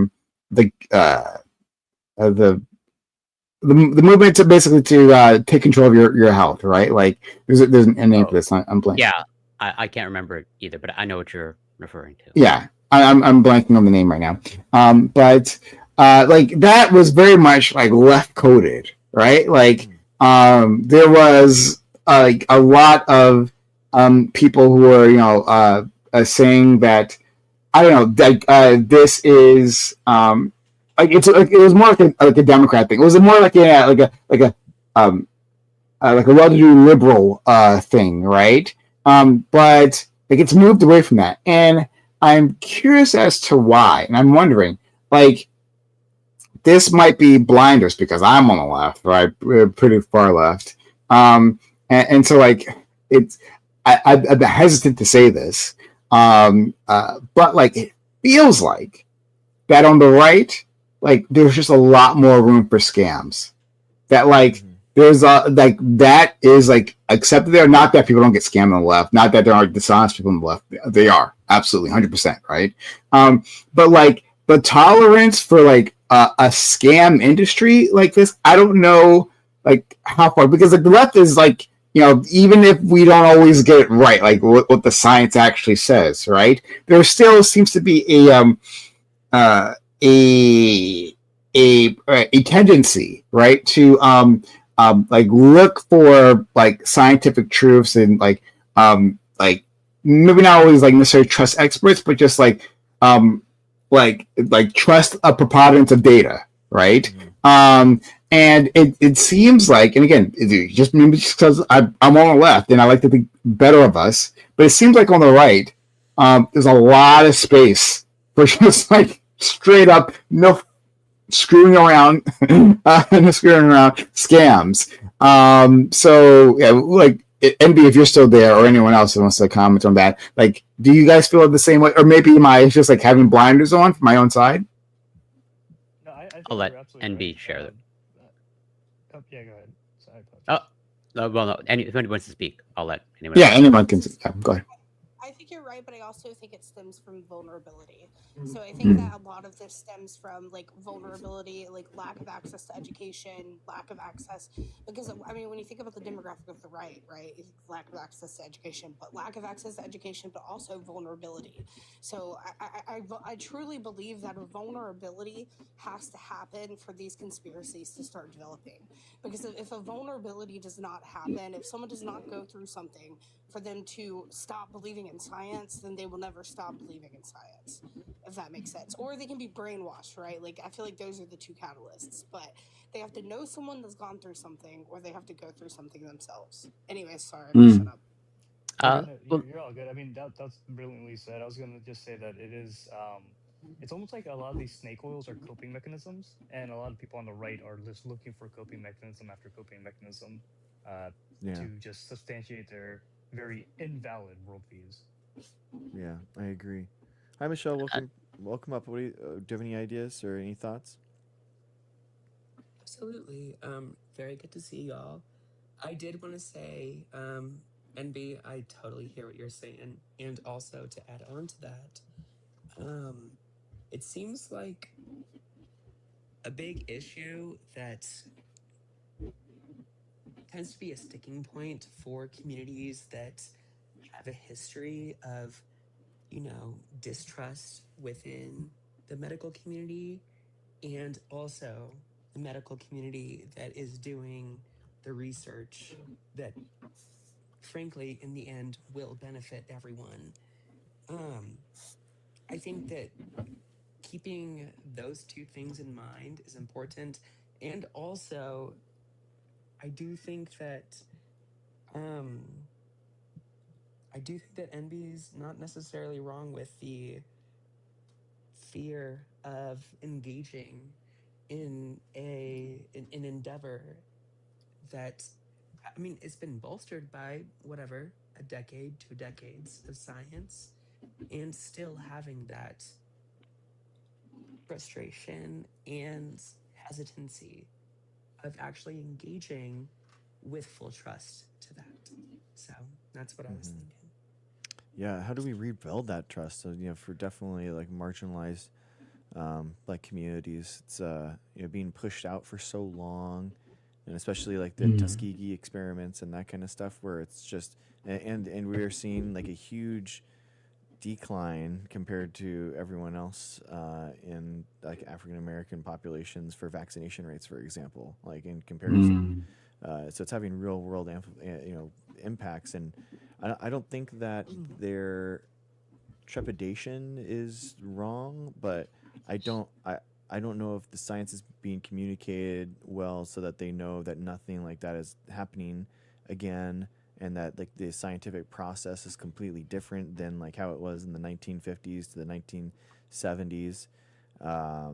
And like for example, the human trials like that were done for the mRNA vaccines were really open and valid, and trying to make sure that the controls were done correctly, that they weren't exposing anyone to anything that would be malice. Well, and the mRNA vaccine's been done since like SARS, Yeah, exactly. So the controls and the experimentation and everything is completely different than what was happening. But I think that rightly so, people are skeptical, but we have to do a better job of communicating that, right?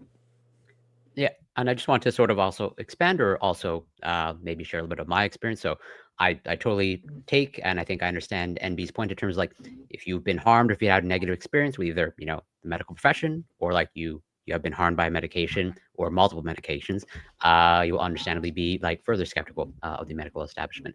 And sort of in that vein, and so I'm pretty open in terms of like, so as I alluded to earlier, I've interfaced a lot with the medical system in my area, because like I have a chronic condition. I'm open about the fact that I have Crohn's disease. I've had it for like 30 years. And I've been on, just about every medication there is for the condition. And, I see it with, let's say, in chronic condition communities, or communities of people that have chronic conditions, is like, unfortunately, medicine doesn't have answers for all of these patients, depending on like the condition.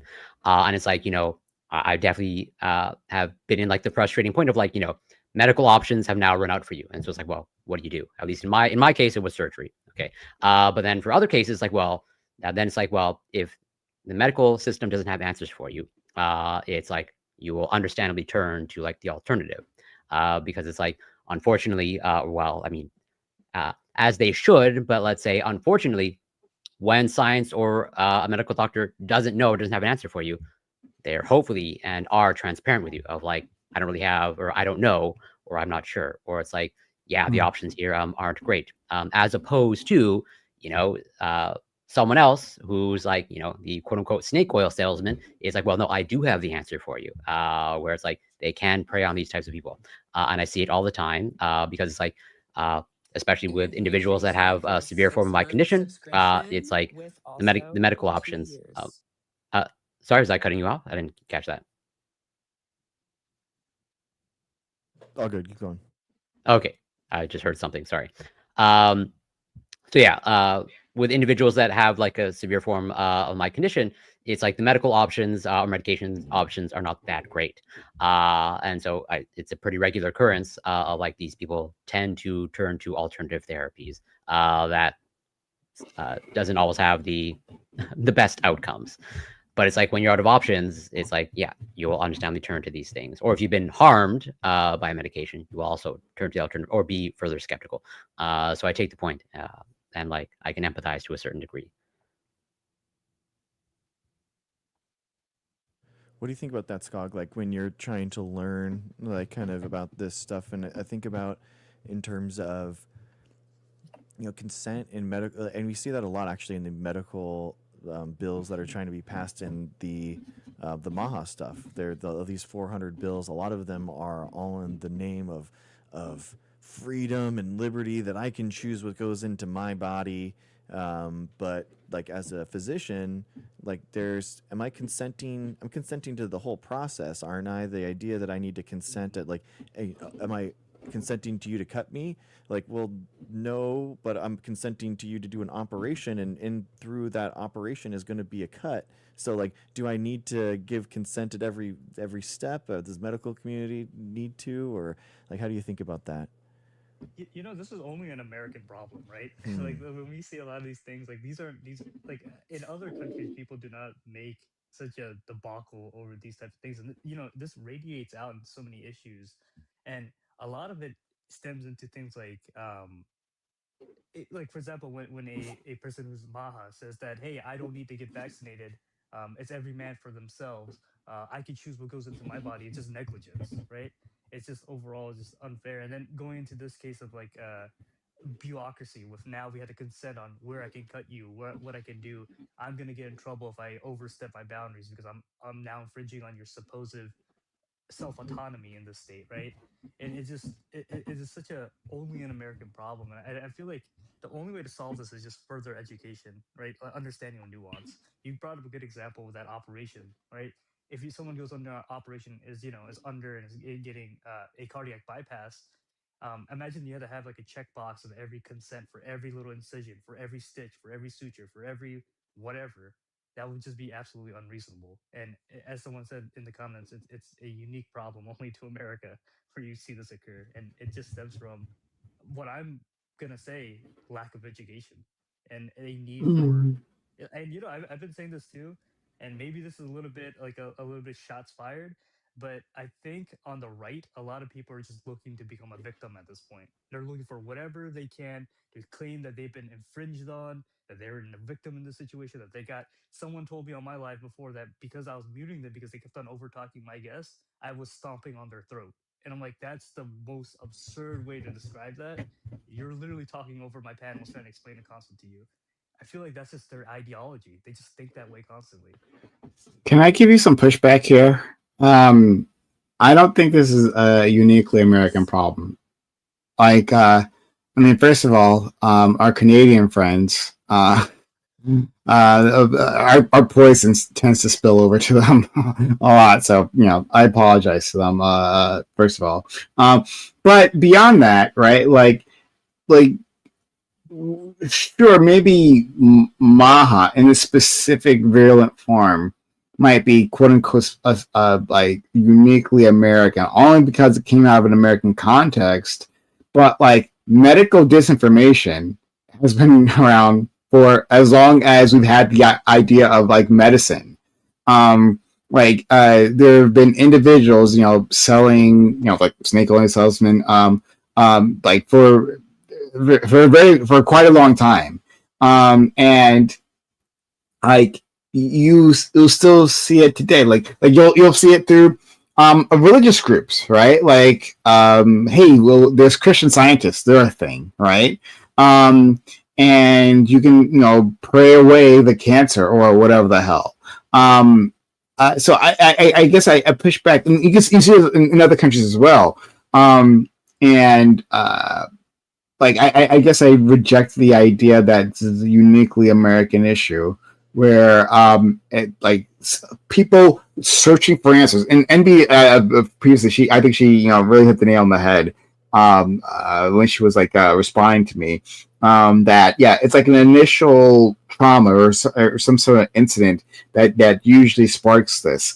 And the simple, like the easiest solution, entry point is just like, hey, I don't understand. Like I'm going through something and I need answers. Like I'm just looking for something, right? I don't have especially a level of expertise to sift these things. And one other thing I want to push back on is the idea that simply a lack of education. People have been saying that, but like I reject that, because we see among these communities very well educated individuals also falling for these things, right? Like I think what MP had said in terms of susceptibility is true, but what is susceptible? Like being, emotionally vulnerable, being in pain. Like let's say you're going through like some sort of traumatic medical condition, right?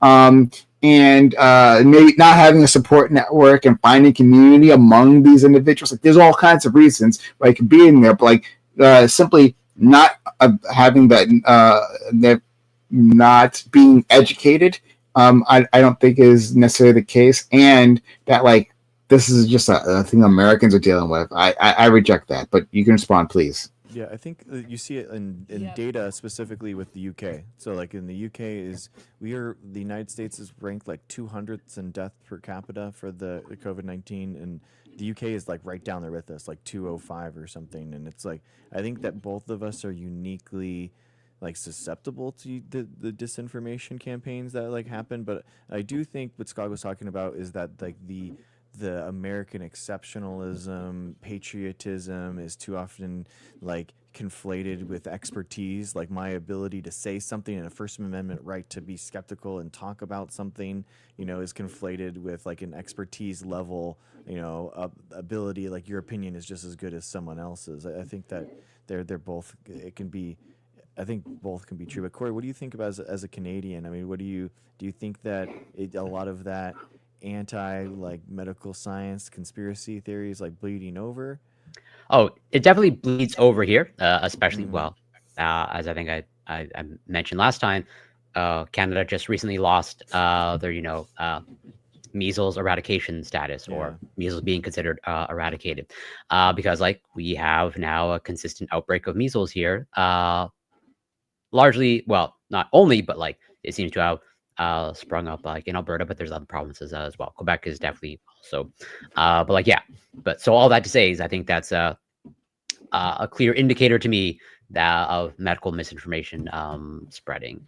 I think it's a little bit less of an issue. If I'm ballparking, it's like, whatever, 10-50%, not as bad from what I can tell, but it's still, I think, more or less just as equally bad in the United States, from what I can tell, and based off of my experience. And to harp, sorry, just one last thing on this education thing, one more time.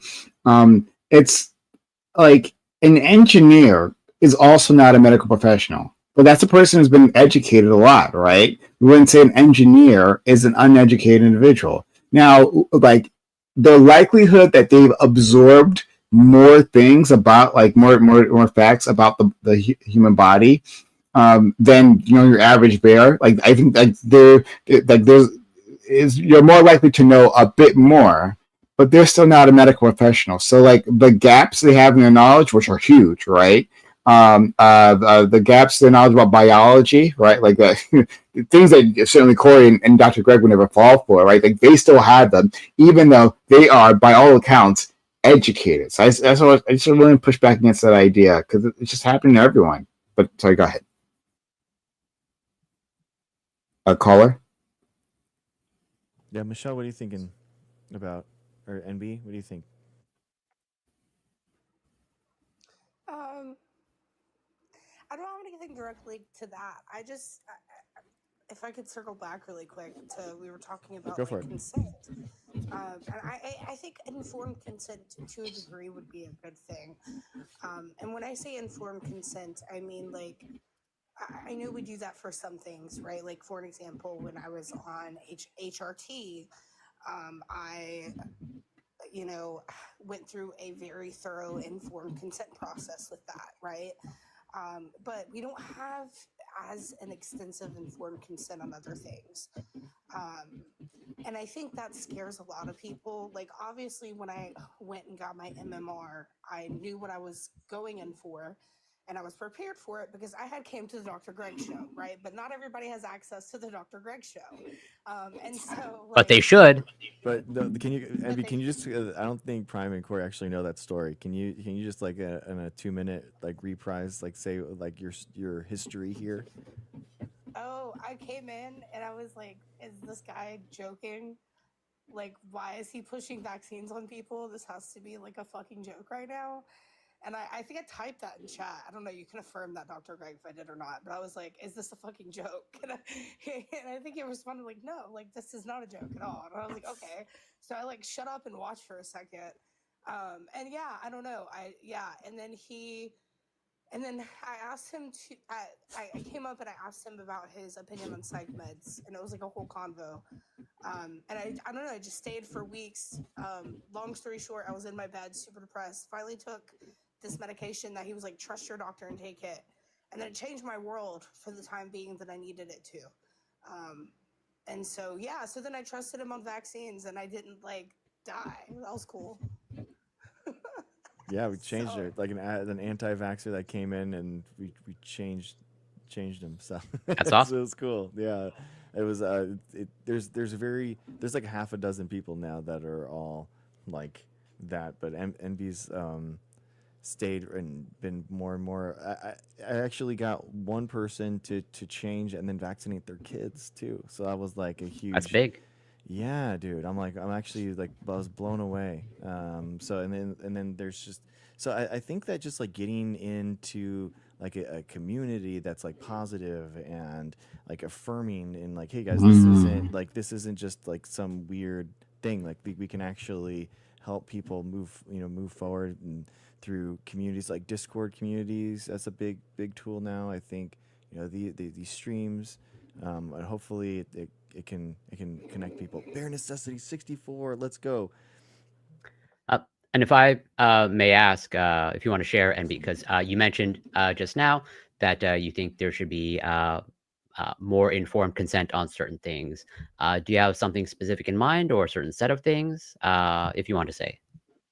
Yeah, like for an example, like when I went to get my MMR shot, I knew what I was in for because I was informed via Dr. Greg show, but not everybody has the Dr. Greg show, right? So, obviously there was a form and I signed it and it had like a bunch of writing, but who on earth is actually going to go in there and look at that writing, right? So I think what would be beneficial when it comes to like vaccinations and medications is to actually like sit down with the person, even if it's just like 3 minutes, and be like, hey, like this is what you're putting into your body, and this is the potential side effects of it, and this is the positives of it, right? And don't minimize the potential side effects because side effects can happen to anybody. More specifically on the medication side, what I'm talking about. But yeah. Real quick, Okay. I'm just going to celebrate Bear real quick. It's 64 emails. Guys, action.drgregshow.com. Let's do it in 3, 2, 1. Nice. 815 emails or phone calls, guys. Thank you guys so much. Action.drgregshow.com. Everything is pushed out now and sectioned by your state. So now you know who to call, who to email in your state to have more actions. And guys, you call or email your same step reps, your state reps. They are listening to you. They are hearing that call. It is 10 times worth more than an out of state. So make sure that you guys are doing those actions for your state. So action.drgregshow.com. Thank you. Sorry. That's good. And so I just wanted to, so I don't disagree necessarily with anything that you said, NB. And like in an ideal world, I think it should function like that. I think there's like where I think there's a balance to be struck, or like I think striking that balance is difficult because it's like, yeah, in an ideal world, if a doctor is prescribing medication, they should spend the time to pretty much go through all the major side effects or all the pros and cons. But then it's like, But what if that requires 15 or 20 minutes? Which is like, again, on paper, I don't think that's a bad thing. As in, ideally, a doctor should spend as much time as needed with the patient. But I guess, yeah, at least in my experience, the unfortunate reality is like they don't have necessarily that luxury. And like I've certainly been in, well, as in, like I've undergone many medical procedures, and one that are like routine for me. And it's like at this point, like, yeah, I just sign the sheet and I don't actually like read it, or at least I know enough. At this point, it's like I know what I'm signing up for. But even in the beginning, like for pretty much just about any, like, maybe I'm placing too much trust in the medical system, and I should be more skeptical. But that's where it's like, I'm like, I agree it should be that way, but I'm not sure it could actually be put in place in practice until we get more healthcare professionals, which this designation of nurses not being professional is not going to help that situation. And so, yeah, it's I think it's a difficult problem to solve in my experience, because especially with like just like a medication. So maybe, well, at least in my experience, pharmacists play a role there in terms of like if a patient has a question about medications, hopefully a qualified pharmacist can answer those questions. But then there's also, for some medications, depending on what it is, there's, that product insert, or, the patient information form, which is usually like whatever, 10, 20 pages long. So understandably, not everyone's going to read that. But it's like, yeah, like where the responsibility truly lies in that situation, I think it's difficult, at least for me, to tease out. But in principle, I don't disagree with you. It's tough because it's like at some point you're never going to be able to be informed about the things that you're taking. So you do kind of like have to, trust the system. Like trust the process, and if it is legal, and the FDA approved, then you should kind of know that there is something there that has been tested rigorously, and I think it's, the question is like how much do we educate, right? I mean, and that's the real thing. Like, are we explaining thimerosal and ethyl versus methyl mercury? Are we what an adjuvant is, what aluminum is? If there's, at some case, I feel like you kind of open yourself up to, like, okay, well then what's the concentration of aluminum? Why are you putting aluminum in? Wait, what? And you're like, oh no, okay, well actually it's like, there's actually less aluminum in here than in breast milk. It's actually better for you because we can, I mean, the whole reason why in the 1980s, like for example, like you got more antigens and your vaccines were bigger dosages, but now we actually have a lesser vaccine bolus, a lesser amount of antigens, but we've just gotten better at exposing it to your body so that you actually develop a better antibody response with less antigen, so less viral load, all that kind of stuff. So it is. I feel like it's. What do you have, Michelle? What's going on? What are you thinking? You can chime in anytime. Oh yeah. So basically what I was thinking is, I do think that everyone's opinions on the side effects, or how uncomfortable it is after a vaccine to get it. I do think that discourse is valid. However, ooh, mm, I do think that it is not. It's not honest to say that you know, for instance, informed consent that you would get for HRT is like, I don't know, going to be expected with the informed consent for vaccines, and then also not recognizing that the informed consent for vaccines gets closer to HRT than not. I'm sorry. I'm ooh. I mean, like HRT is only going to be prescribed to you if you're like, a psychiatrist, and like there's I think that it's like over a year. Psychiatrists, PCP, endocrinologists. Yeah. There's tons of so many people that are different involved spaces. with that. Cis Yeah, people, I mean, trans people, absolutely across the board. and people. I mean, with obviously approved. Vaccine doesn't even require a prescription. Like you don't need to have one. It's not administered by your PCP. So I do feel like there Unless is. you want it covered by your insurance. True. Yeah. Yeah. What do you think? Well, welcome, Trent. What are you thinking, man? Are you there?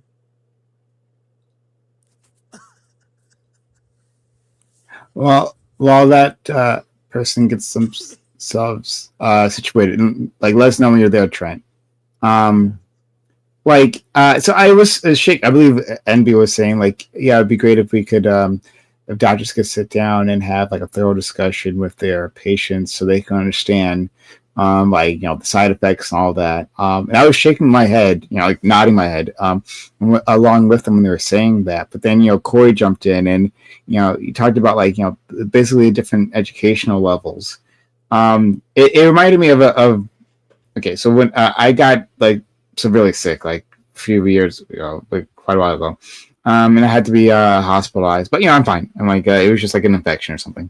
But like at the end of it, as I was being discharged, there was like a group of doctors came in. So I was at a teaching hospital, and a head doctor came in, flanked by a bunch of up and coming, good looking medical professionals, aspiring doctors. With them anyway, they started saying, okay, well, this is medication you're going to have to take, and this is what you have to deal with, and all that, right? Like we're just listing out well, I have to take my post care and all that, right? And like my status. And I was like nodding along and going, yep, got it. And they were like about to go into explanations for things, and I'm like, and I just like completed their sentences for them, like, okay, yep. So you mean this, right? Like, and like, oh, okay. So you got that all. Oh, all right, great, right? And then like the group leaves. One of the junior doctors, I don't know what to call him, stuck around. And he probably shouldn't have said this. I didn't mind it, but like he probably shouldn't have said this. But he was like, "Oh, it's such a great change, right, from like what we usually deal with. Like the fact that you understand like this medical stuff like immediately. It's okay, so that was the end of my treatment. At the beginning of my treatment, when I first came in, I was talking to a doctor, and they asked me, "Oh, do you have like medical knowledge, right? Like, are you a medical professional yourself?" I'm like, "Well, no, not at all. Like, I assure you, not at all." But they mistook the amount of knowledge I had for a person who might know more, right? Like, might be within the field. And on the other end, right, I got that same at the very end of my care. I pretty much got that same thing. But the implication was that like almost their entire population like was at a much lower level of understanding. Now, I thought all the things I was like responding to were like quite basic, like extremely basic in my head, but that's not the case. And like I like what that junior doctor was like letting me know, the trainee was like letting me know is that there is such a diversity of like knowledge when they're coming in, right? Like from like a high school level to college level. Even though I don't even want to use those words because that implies too much, right? That college level means that you have a big understanding just because you got that degree. No, you actually may not, right? That's like kind of the whole point I was making before, is that you may not. And so like the effort to like get them all on board, some effort should be made. I definitely agree. Like I don't think anybody was wrong to suggest something like that. But like what does it take to get every person on board, right? Like Corey was saying, like 15 minutes. It might take a lot longer for some of these individuals. Yeah, exactly. Yeah. And in principle, like, do I think a doctor should be able to like spend an hour or two with a patient and really go in detail? But it's like, what is that going to do to our system, right? Or like we definitely need to increase the number of doctors there at that point, if that's the case. Maybe what we could do though, but like just one thought now that you just said that is that, well, maybe it's not a doctor, right, who does it. Maybe we have like GPT. Yeah. Well, not that, please. That's But what's gonna happen. but maybe we think of like expanding care beyond like the doctor's office model, right? We have like a medical advocates, right, who help people like make their way through the hospital system. Maybe something like that for like afterwards. Basically, I may be describing a social worker here, but in any case, right? Someone who has enough medical knowledge to be able to follow up with these individuals and make sure, hey, like you understand like the dosage, right? How often you should be taking it, like what the possible side effects might be, right? Like keeping up with these individuals. If we could actually expand that, and that this requires funding, right? But I think it's worthwhile. We can expand that. I think we could solve a lot of those problems and value the doctor's time and actually like address the things that Envy was talking about. So sorry, I said a lot there. No, those are all great points. Yeah. I think one last thing that I'll say is that because a lot of people are saying like, oh, just read the packaging, or oh, just do the thing. The doctors, like in my specific instance, and yeah, you can say that's anecdotal, but there's thousands of other people who are suffering from the same thing I'm suffering from. In my specific instance, I was prescribed benzodiazepines. I can't say which one, or we'll get this panel potentially kicked off. So, but I was prescribed benzodiazepines for long-term use, which, if you look at the paper, it's not what they're for. And then I moved to California, and my California doctors were like, no, you're not supposed to be on these long-term. And they ripped me off of them. And once they ripped me off of them and put me on a different dose, that's when I got some form of, we'll call it neurological damage. So now I'm technically temporarily disabled. I have a medical accommodation at work. I'm working closely with a doctor, a psychiatrist, like all of these things, right? And this is happening to people in all stages of their life. And this is just like one example of it, but it's why I'm so passionate about having what I call informed consent. And the reason I call it informed consent is because if I would have been informed in the same way that I was on my HRT about these benzos, then I probably would not have started them, right? And that's just that. I started my HRT, and I even stopped my HRT. I'm even what people would classify as a detransitioner, right? So as someone who stopped my HRT and I was satisfied with my HRT experience, I'm very dissatisfied with my benzodiazepine experience. And if I would have been informed in the way that I was with my HRT, I wouldn't have started the benzodiazepines. But I would have started the HRT if I could do it over again. So if that quantifies anything. Yeah, and I'm sorry to hear that you had that the benzodiazepines had Also, that Envy, effect you're on not you, that negative. unless you are detrans. Hormones or not. That's We've why got I say you. quote unquote, because I'm still envy. Yeah. Exactly.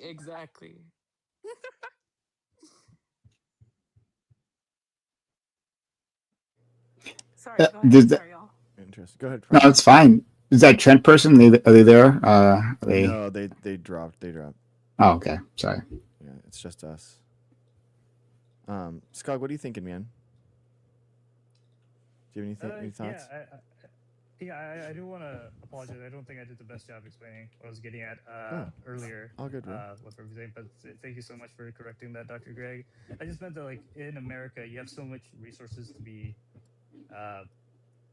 Seemingly, there's so much you can do to better understand things in medicine, right? Or you have so many resources available, and some people, at least from my experience being on TikTok, just some people just refuse to look into things. So, like regarding vaccinations, right? Yeah. Like a lot of anti-vaxxers, whatnot, have so much information readily available to them, yet they still have this idea that the doctor is trying to sell them a snake oil, versus the guy that's selling them supplements on the side isn't. So that was just my perspective on that. And I did want to bring up on the previous topic regarding like NDs, so naturopathic doctors. Just as someone who's applying for a DO program and MD program, they kind of poison the well in the sense that like when I bring up like, hey, I'm applying for a DO program, people are like, oh, so you're holistic, and they assume I'm on more closer to them. And I had to explain a whole argument of what the colleges I'm applying for still have, like, are accredited, have so much support behind them, and these aren't just naturopathic or chiropractic schools, I promise. Oh man, that's crazy, man. That's crazy. That's so frustrating because it's just like, no, I'm not them. I'm not them. Oh, literally, that's what I was thinking. Yeah, dude, that's so frustrating. Michelle, what are you thinking? What are your thoughts? Mine? Yeah. Ooh, I've got so many.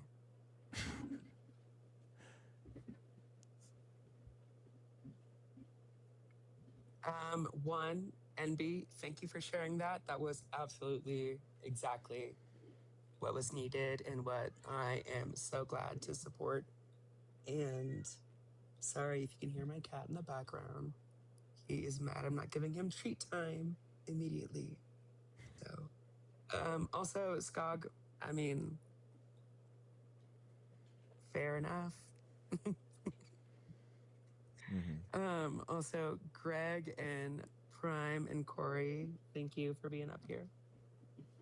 You're welcome. Thank you for being here. Yeah, absolutely. Do you have anything else, Prime, for the other article? I guess we had like one other thing, but I guess we could also like shift gears into that other thing with I guess like political news if you guys wanted to talk about that. Sure. Or just like regular MAHA nonsense or whatever you guys want. Corey, Prime, whatever you want, man. Corey, I was curious. I'm not sure how far you were able to dig into that, but within our group GM sent us a study, like a research paper, research paper in quotes. We're gonna put heavy quotes on this one. And kind of like show and kind of like talk about. I think it'd probably be better to kind of like talk about maybe like another topic. Okay. Just because like it's hard to show the paper and kind of like talk about it. Well, technically, you don't need to show the whole paper. Like technically, it's only that one figure. We can talk about it. Yeah, I think I retract what I said. I think that's a good idea. Prime, go ahead. No problem. But yeah, so I'll let Corey take it away. But it was a paper talking about how we could best utilize AI within the medical field. Specifically, they talked about explainable AI. I believe that's the term they use. Or somehow, something like that. Explainable AI, in which like you could use AI or the ways to be able to interpret AI's outputs. Yeah, that's what it was. Like, because it was like the autism diagnostics, right? Like coming up with diagnostics for autism, using AI to help with that. But then being able to explain the outputs of AI to medical professionals and to caregivers, so they can take actionable steps. But then like there were some like really big red flags in that study. So Corey, you could take that away. Well, actually, you summarized it. I think that better than I could have. But like, yeah, pretty much like in that one figure. Figure one. It's at least from what I can tell, and from also there's now if you go on to if you click on the article on the website, it seems to be flagged now, where it's like being reviewed by like the editorial board or whatnot. But like, yeah, it's sort of a little bit ironic of like this is a research paper about AI in a medical setting. It seems like they used AI to generate a figure, and the figure is totally just like a ridiculous, like it's a nonsensical figure. They did, dude. It's so funny. Yeah. Okay, so in stream chat, I linked the article, so you can check it out. You just need to look up figure one. It's just a nonsensical figure. Yeah, I'm gonna see if I can. It's a hallucination go ahead. that AI does, right? Mm-hmm. No, it's not the figure isn't an hallucination. It's just like it's just trying to explain kind of the entire process of creating that link between research and the actual product that's being used and how it's being used for this purpose. Okay. It's just a little like busy, I guess. It's just like a lot. Oh no! Did you look at it? Look closely at it. Like it's less. Is the problem isn't simply that it's busy. It's just like wrong. It's like literal. Like there's not actual. There's made up words in there. Is overall working of the framework presented as an infographic. So that there might have been problems with it, but it wasn't like. No. Did you take a look at any of the words in there? Yeah. I'm gonna see if I can just put this on screen for you guys. That'd be great if I could actually do that. I'm working on it right now. Figure 1 shows the overall informed consent methodology. I mean, I agree with you. It's definitely like a product of AI. I'm just saying that I don't think that was the purpose of the figure to do that. No, it wasn't. But that's like it. But it's literally just like a ridiculous like figure. Mm-hmm. There's words in there that don't exist, that are not part of the English language, as far as I can tell. And in AI creating the figure, it means that it doesn't even know what it's trying to present to. Like, it doesn't know how to present a figure to a body of peer research scientists. Man, like, that's not what AI. Figure 6 is the Excel spreadsheet default template. That's always usually a big. No, I'm a PhD, a microbiology PhD. No, seriously. Like, unless I'm mistaken, like there are those words in the figure. I don't know what factor fexes torn is. Yeah. There's a lot of like little weird parts about it. I was like, what in the? And I don't know what run tictional features are, or. Yeah, I was gonna ask you about that. I was like, that was a word. Yeah, medical Frimblau, environmental features. Guys, if you aren't seeing this, I'll put this in my own chat as well, so you guys can take a look. Right, the direct link to the specific figure, but like there's a larger study there. I didn't read the entire study. I'm gonna be clear about that. Yeah, but like, so I put the link in my own for my own viewers. You guys can take a look at that as well. But like, look at this infographic. But like, so let's and at the top, I think it goes back to the actual study itself. A link there. But but this is interesting, right, in and of itself. Because think about the implications of this, right? So, like the article the research paper that Corey was so kind to show to us is talking about how we can use AI, we can trust AI as a medical diagnostic tool, right?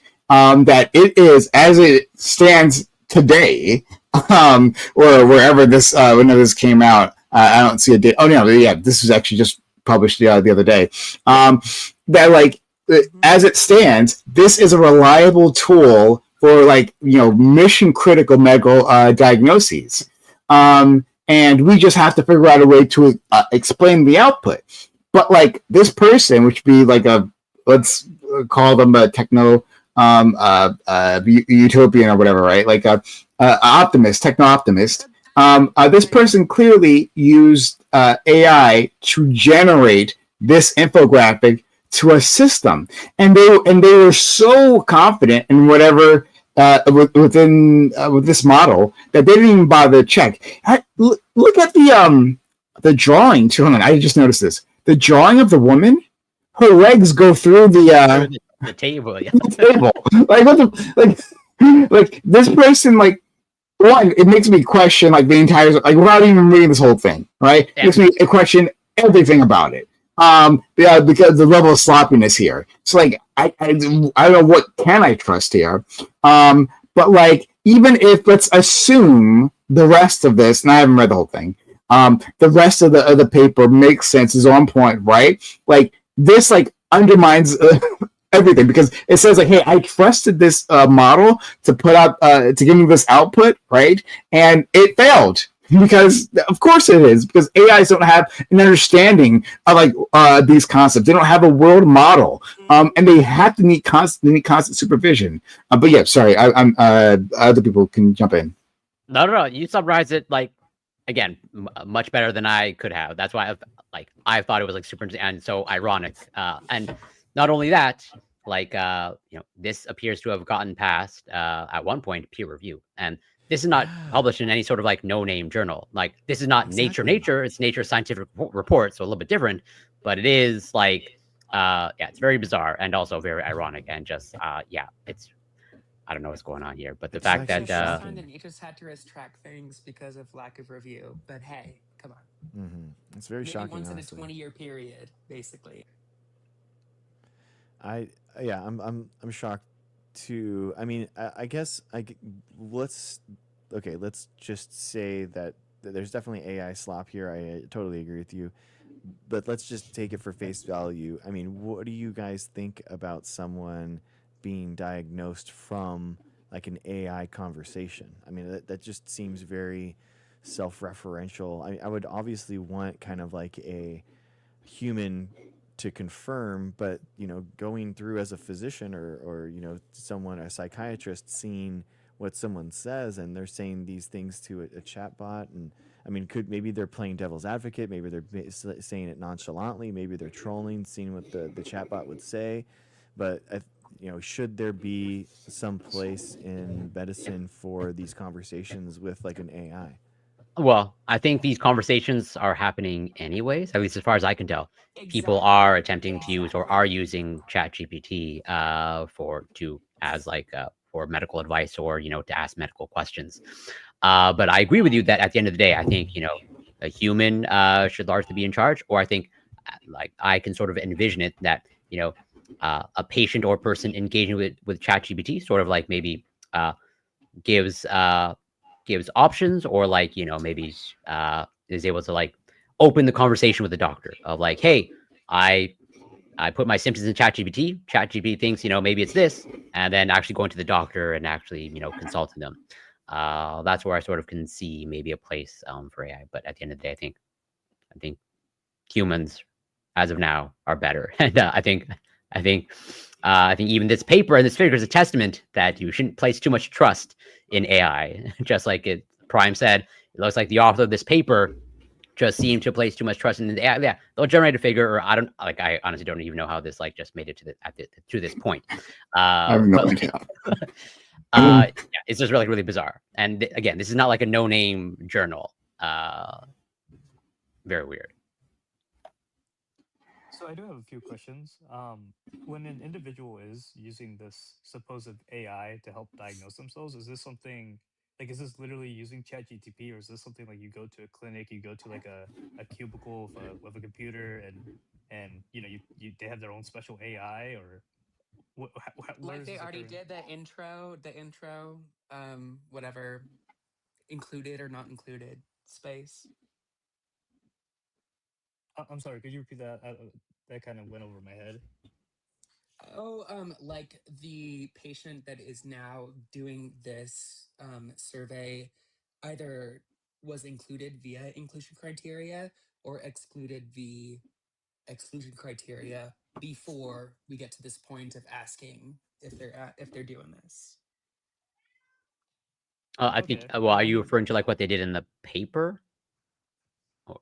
Unless I'm misunderstanding what was said. Sorry, I'm referring to like my questions regarding if a patient is to in the future, and not even just sorry, I didn't read this paper yet. No, I mean, I don't think anybody have. I haven't read this paper.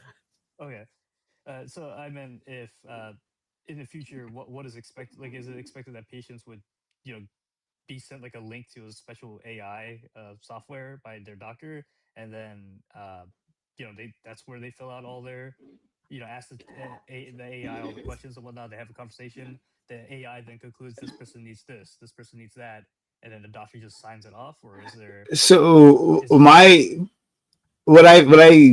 what I was gathering, and I could be incorrect. Okay, so put that out there. But what I was gathering is that this is like they're using AI, not like necessarily conversational, like, oh, this replaces the doctor. You just like speak into the mic, right?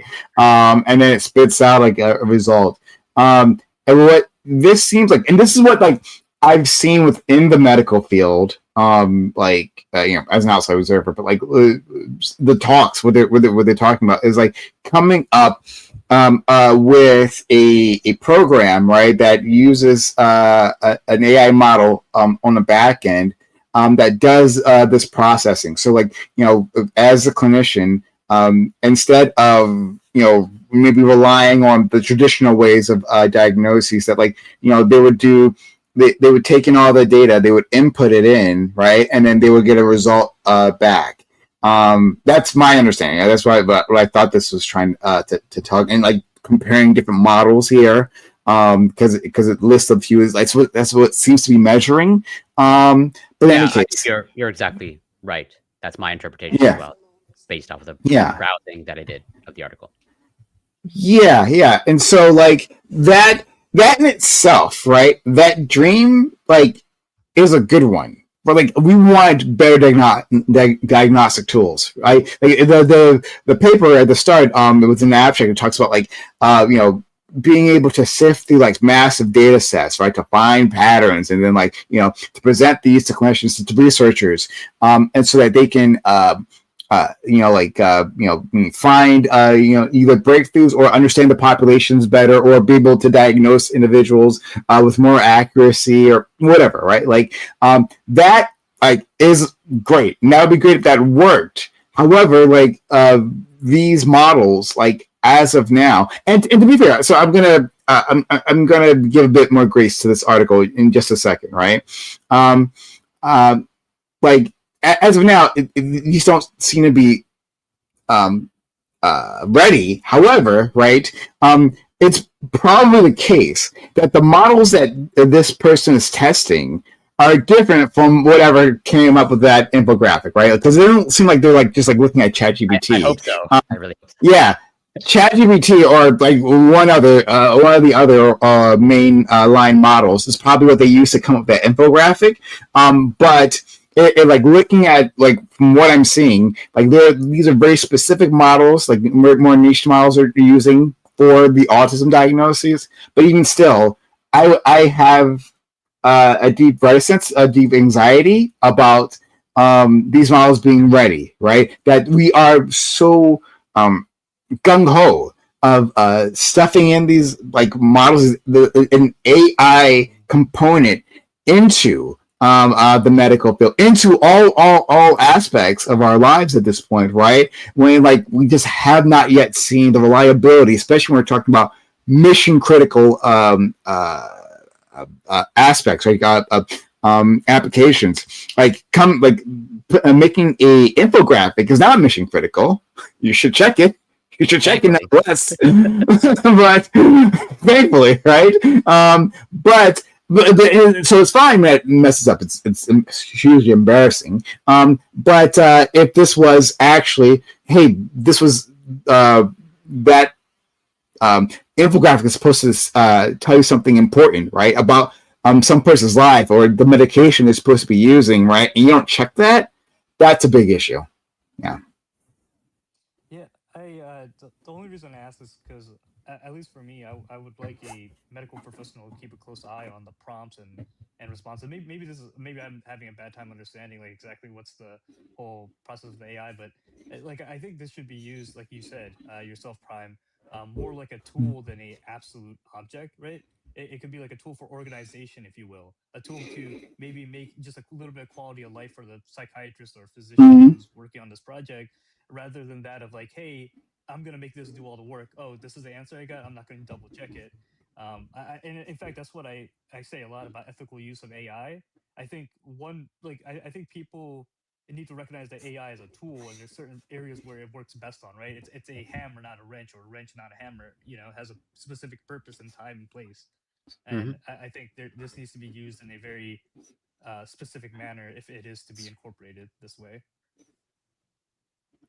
I'd like to chime in also that I agree with Skog as well to a degree. But I also think that we're not ready for this. Like, we're nowhere near ready for this. I don't think I personally ever want us to be ready for this. I know it's here, but and here's why I don't think it's a good idea, specifically when it comes to autism spectrum disorder, right? Because it is such a spectrum that doctors don't diagnose women with it or people of color with it or queer people with it until they're in their late 20s and 30s. Like, people have gone undiagnosed for so long already, right? So to think that, like, medical professionals that have trained their whole life are having a hard time diagnosing it, I don't think that an AI is going to be able to pick up on all of the mannerisms of this disorder in the way that doctors and professionals need to. I don't think that's what they're aiming for. To be clear, like, I don't think that's it. This, my understanding is that they're not aiming for like an AI bot that'll like sit with the individual and like try to diagnose from there, like like pick up on their cues. Like, it would be, again, my understanding, and if my understanding is incorrect, then I take this all back. That like a clinician would do the intake and like analysis, but they would just like be, well, not the analysis, but anyway, they would input the data into this tool, and then that would help them with the diagnoses. And so, like, it would still rely on that medical professional that you're talking about to make the decision. And plus, like, that, even if the AI spits out like a result, it doesn't necessarily mean that you have to follow it, right? Like, it's just like, okay, well, this is the opinion, right? Let's say it says this person is likely, like 80% likely to be on the spectrum, right? Like, you can still disagree with that, right? I would imagine. So, Yeah, I totally get it now. So I again, I apologize. You said this even earlier. You said like the input and the back, like the back data stuff. You brought that up earlier, Prime. I didn't understand it first, but now I get it. The dots connected. So I get what you're saying. It's kind of like picking up on. Uh, so the doctor does all the heavy lifting. The AI just kind of adds in, and I guess the quality of life at end. It kind of maybe connects a dot that the doctor didn't see. Kind of like yeah.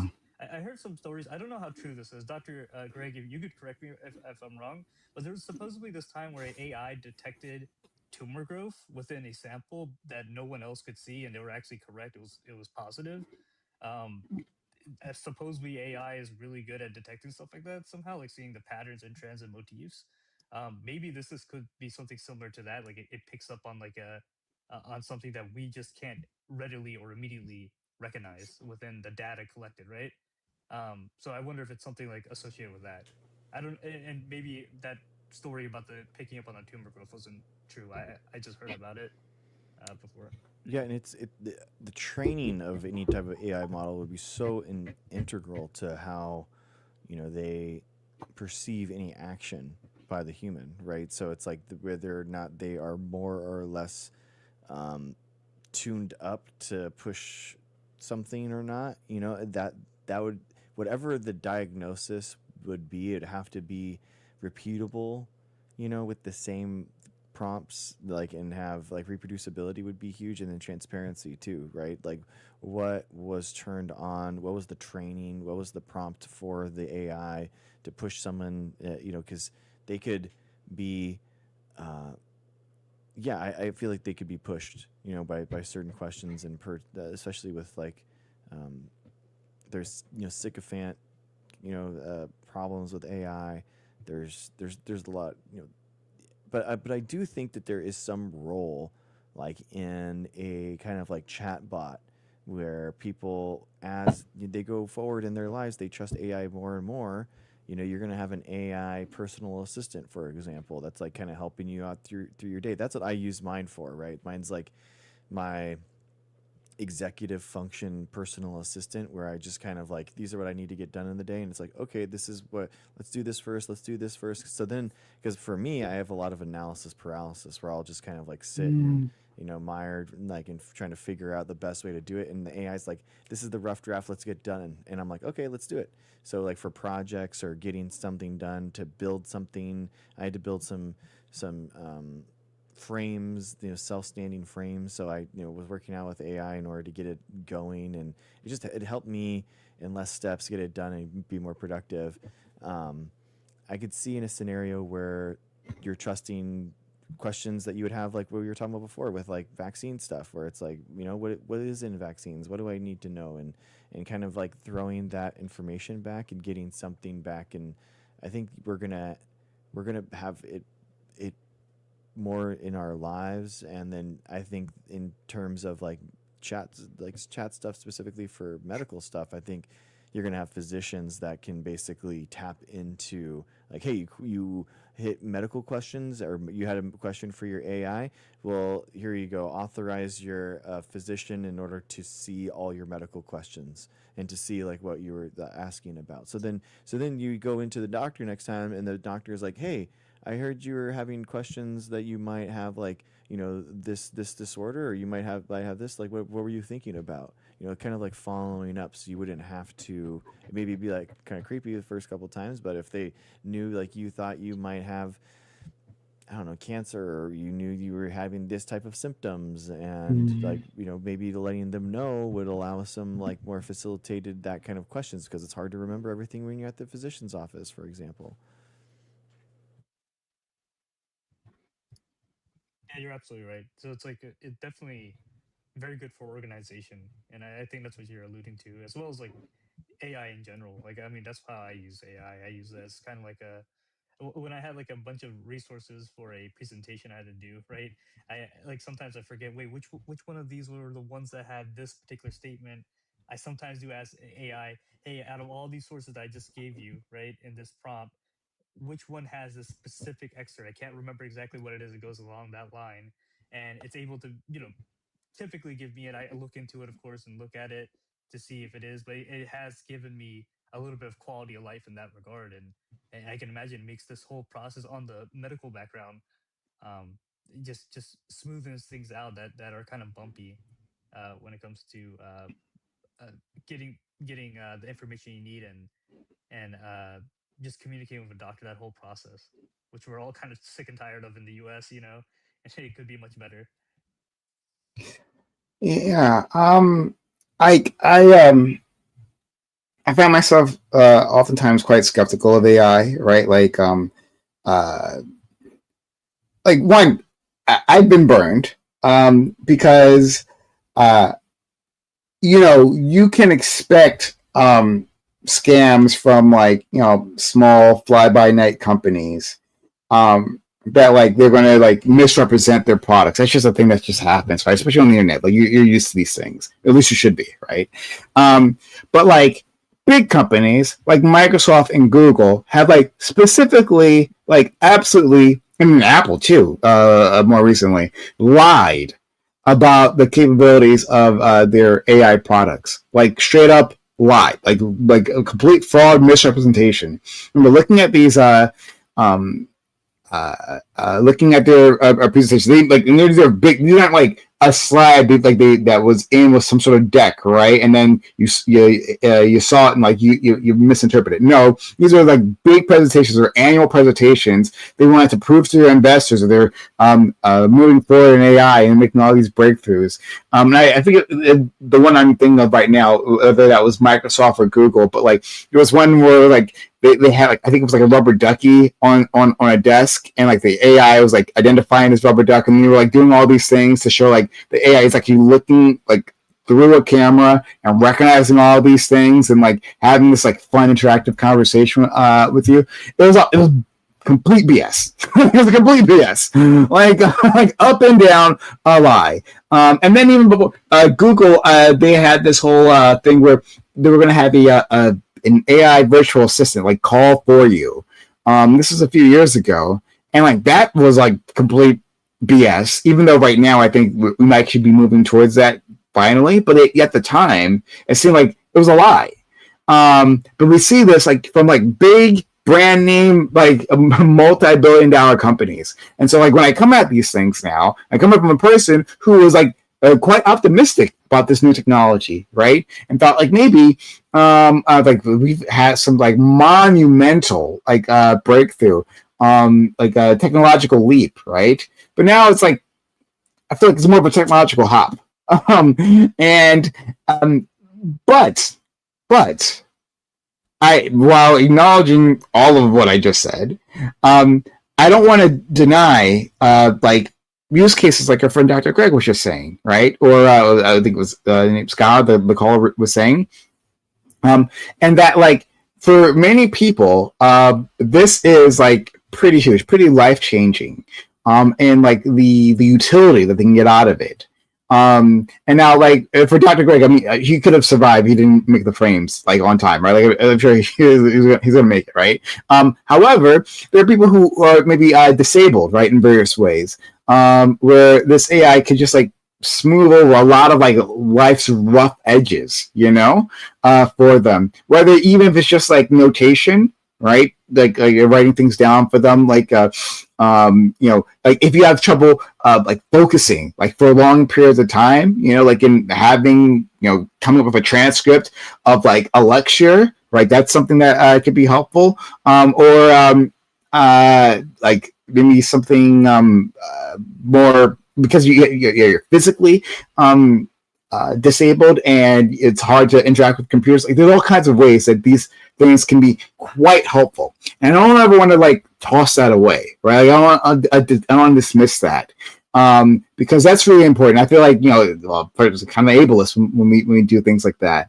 And even for people who aren't necessarily like have some sort of disability, have some sort of impairment, like their AI can be quite helpful. I use it for as a bit of Google search, which I check my sources, check the sources it gives me. But it finds things for me that I know like would have been like, oh, a huge hassle to like do like a number of individual sources before like I finally figure out like and find the thing that I'm looking for. So it can be quite helpful there, but just like we need to have a more realistic and more nuanced discussion about what these things are, and that's not what's happening. This massive buildup, this massive investment is for a product that has not lived up to the hype. That like the use cases that we're talking about do not require this like this massive like this investment that like eclipses like the Industrial Revolution, like in terms of like money. Like it's like it clearly not bad. And so like there's this, since there's this space, this delta between like what is like, you know, like what it can be, what these people are promising. I think within that there's a lot of fraud and there's a lot of resentment from individuals as their resources are being taken up, right? As their power bills are going up, as the water is being taken from communities, right? As land is being used up for these projects. Energy, yeah, all of that. And so like these are all the things I'm trying to balance when I like respond to these things. So like I try to be nuanced about it. Yeah, I think that's pretty nuanced. And also sort of like in that vein and circling back to sort of like the medical topic. So, you know, one way that I can see as of now where like AI can play a role in like a medical setting. So there was, in my mind, and it's probably even better now. So there was an interesting study that was published just, I think, 2 or 3 years ago, in 2022, 2023, about pretty much like, so many people email their doctors, and understandably, you know, doctors are not necessarily the most responsive to emails, or like if they when they do respond, they don't necessarily want to take, you know, 20 or 30 minutes to like, you know, write out a detailed and well thought out response to a patient because they don't necessarily have that time. And like the study was evaluating pretty much like physician responses versus like ChatGPT responses to like patient questions. And it turns out, at least in that study, that the ChatGPT responses were not only just like equally good in terms of like information, but they were actually more empathic compared to the physician responses. Because like, no surprise, a physician doesn't necessarily have the time to like generate an empathic response to a person. as opposed to, well, ChatGPT does have the unlimited time. And so that's where I can see how maybe ChatGPT or these AI models can play a role in just like, maybe offloading some things from the doctor. So the ChatGPT sends an empathic letter to a patient, right? And that patient uses ChatGPT to summarize the letter in a paragraph, please. Yeah, dude. I mean, yeah, exactly. No Amos Dreams, how's it going? What do you think? You have any ideas on this one? Welcome in. Hi. Oh, am I up in the chat? Yeah. Oh, all good. All good. I'll drop you back down. All good. Sorry. It's cool. It's all right. It happens when they're tapping their accident. Sometimes they accidentally they hit it. And while you guys are, pushing buttons, like, click on my profile. That's like there, right? Like, yeah. Yeah. Are you here? Let's see. Are you in? Here we go. Boom. Yeah. Hit the accept. Hit the accept, Prime, on your phone. Me? Oh, am I not there anymore? Okay. It's gonna give me a second. Did I get kicked out? What happened?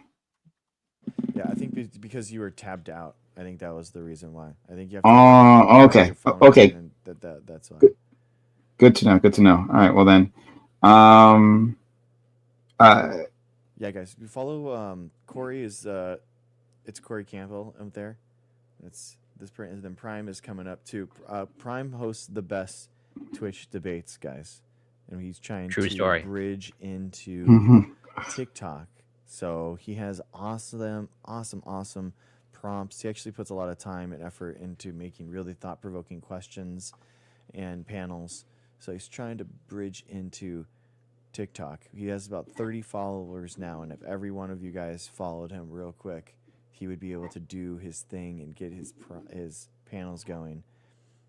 Can you send the invite again, please? It's like first. It's like, well, let me decline it first. Okay, decline. All right, try it again, if you could. I found you. Okay, perfect. Okay, accept. Yeah, welcome to TikTok, guys. Yeah, man. Yeah. Thank you. Okay, yeah, I'll leave my phone. Yeah, I locked it previously. There you go. Yeah, Prime guys just joined, guys. So join. Yeah. Prime. I promise I'm gonna have videos there. Okay, yeah, he's gonna put some videos. And Real videos, not AI generated videos. Or maybe I shouldn't say that. Maybe. Awesome, guys. Go for it, Scott. Yeah, I was gonna say, Corey. I saw that you are a biochemist. My bachelor's in biochemistry as well. So I just awesome. Cool thing. Yeah. And of course, now I've worked in industry in chemistry specifically for 4 years, but now I'm finally, after being financially stable and everything in my life is working out, now applying for medical school actually. So I'm glad to hear that. Hopefully things work out. But now, with the big beautiful bill capping some of the stuff for third year, that's it's like there's always an obstacle. That's what I notice about like every time I go through a different transition of wherever I'm at, there's always some obstacles. So I guess that's the next thing to tackle. But thank you, I appreciate that. But you persevered so far, so I have no doubt that you'll persevere even more. Yeah, thank you so much. Yeah, man. I think, dude, I didn't get accepted until my third round of grad school apps. It was awful. It's like 32 failed apps. It was crazy. Nobody wanted to accept me into a PhD program. It was very frustrating. I'm sitting there doing science, like working with CRISPR in 2014 to 2017. I had all this like expert knowledge, and just like nobody wanted to take me. I think it was just my GPA was too low. I had a 3.2, and that was like the cutoff. So it was like, pretty bad. But it's so frustrating that we don't, the GRE scores are kind of going. They started to not be required, but now some of them are back. But it's just it's really weird how people that are actually doing science, you'd think that they'd be recruited, You know what I mean? They would almost like academia would almost want to go to these biotechnology companies and be like, "Hey, come back to us," but they really don't, man. They really want. It's really weird. It's just like it's frustrating. It can be frustrating to break back into academia. Yeah, absolutely. It sounds like the metrics they're using is just like, hey, like, do you have like the grades? And like the grades would be like the only way of judging if this person can do like the workload, right? But like it sounds like you're already doing the workload, like the actual work that would exactly that would be applicable. Yeah. And a lot of times the people that get like straight A's or whatever in undergrad aren't necessarily going to be the best researchers, right? They're going to be people that things have gone really well for them and they've had to study and they learned how to study, but do they know how to do research and that kind of stuff? And that's where you get the horror stories of some people like going into a lab for the first time after getting a 4.0 because they thought they were destined to be a scientist and they can't get like a single PCR to work or they can't get things to actually happen in the lab. And then they just basically quit, because it's just like it's a lot of failing. Like research science is a lot of failing and persevering, failing, researching through the stuff, and then failing. So it can be really personally, you have to discouraging. Yeah, exactly. Very discouraging. Like you're like, can I actually do this? Is this actually something that I can do? And there's a lot of self-doubt the entire time. That's why it's like incredible when you have actual reproducible results. You're like, whoa, this is crazy. I did it, and then I can actually do it again. Like, what? So it's not necessarily the people that get straight A's that can do that. Yeah, there's definitely a disconnect between, not always, but there's sometimes a disconnect between those who, let's say, perform well, during undergrad, the straight A's, pretty much the theory-based aspect of it. But then, the wet lab skills, there's totally different animal that's not necessarily given that if you're a straight A student, you have all the wet lab skills or can cultivate them, and also the research mindset, and vice versa. They're totally, it works in the opposite direction of they're absolutely excellent people with, exceptional research and lab skills, but then the theory-based part is maybe, that's not their strong suit, so to speak. Yeah, can I ask you, Corey and Brian, what are you guys doing right now? Corey, are you working in industry or are you? I'm not currently working in industry, so I worked for an SPR company. I don't know if you're familiar with, a surface plasmon resonance company, instrumentation company. So I spent roughly 2 to 3 years in biotech, and then I briefly worked for another startup. But that was like a sort of a nightmare scenario. But as of right now, I'm pretty much like a private teacher and tutor for hopefully other aspiring scientists. Awesome. I think it's brilliant. And are you teaching I would say like undergrad level biochemistry and organic and chemistry? Yeah, I do a lot of organic, no surprise. And yes, pretty much all levels of biochemistry, physical chemistry, and pretty much every other aspect of chemistry, except for that's awesome. high levels of organic chemistry. Yeah, or like QChem or anything like that. Yeah, no. Like analytical chem, I don't do. Okay, cool. And then, what do you mean you don't do analytical chem?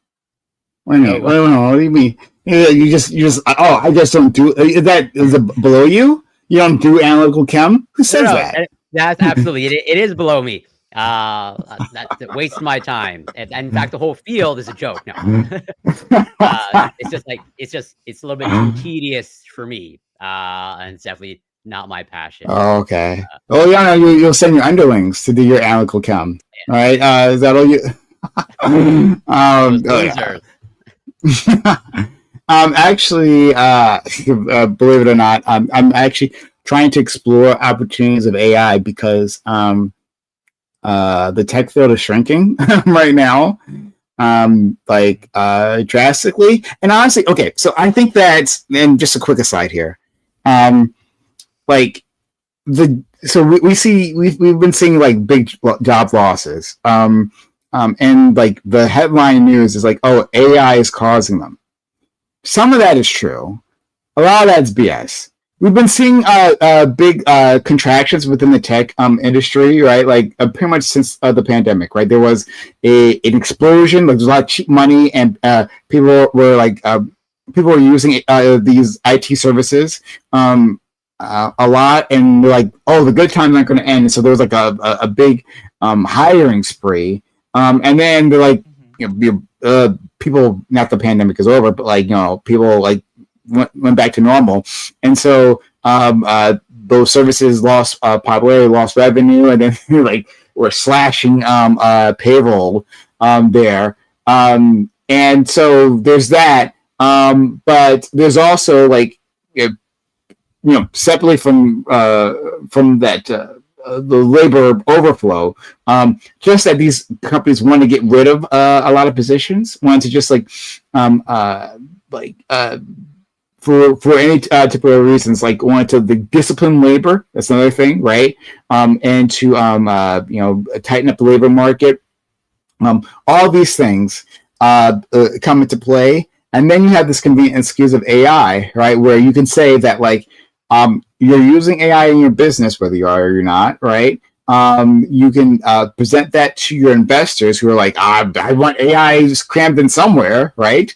And then you can tell them at the same time we're cutting headcount, right? And so revenues will go up, or profits will go up because of that. And so the investors love it. All parts of that they love, right? And so there's an incentive for companies to blame AI for that reason, or for the reason why these things are happening. But this is an ongoing trend. In any case, right?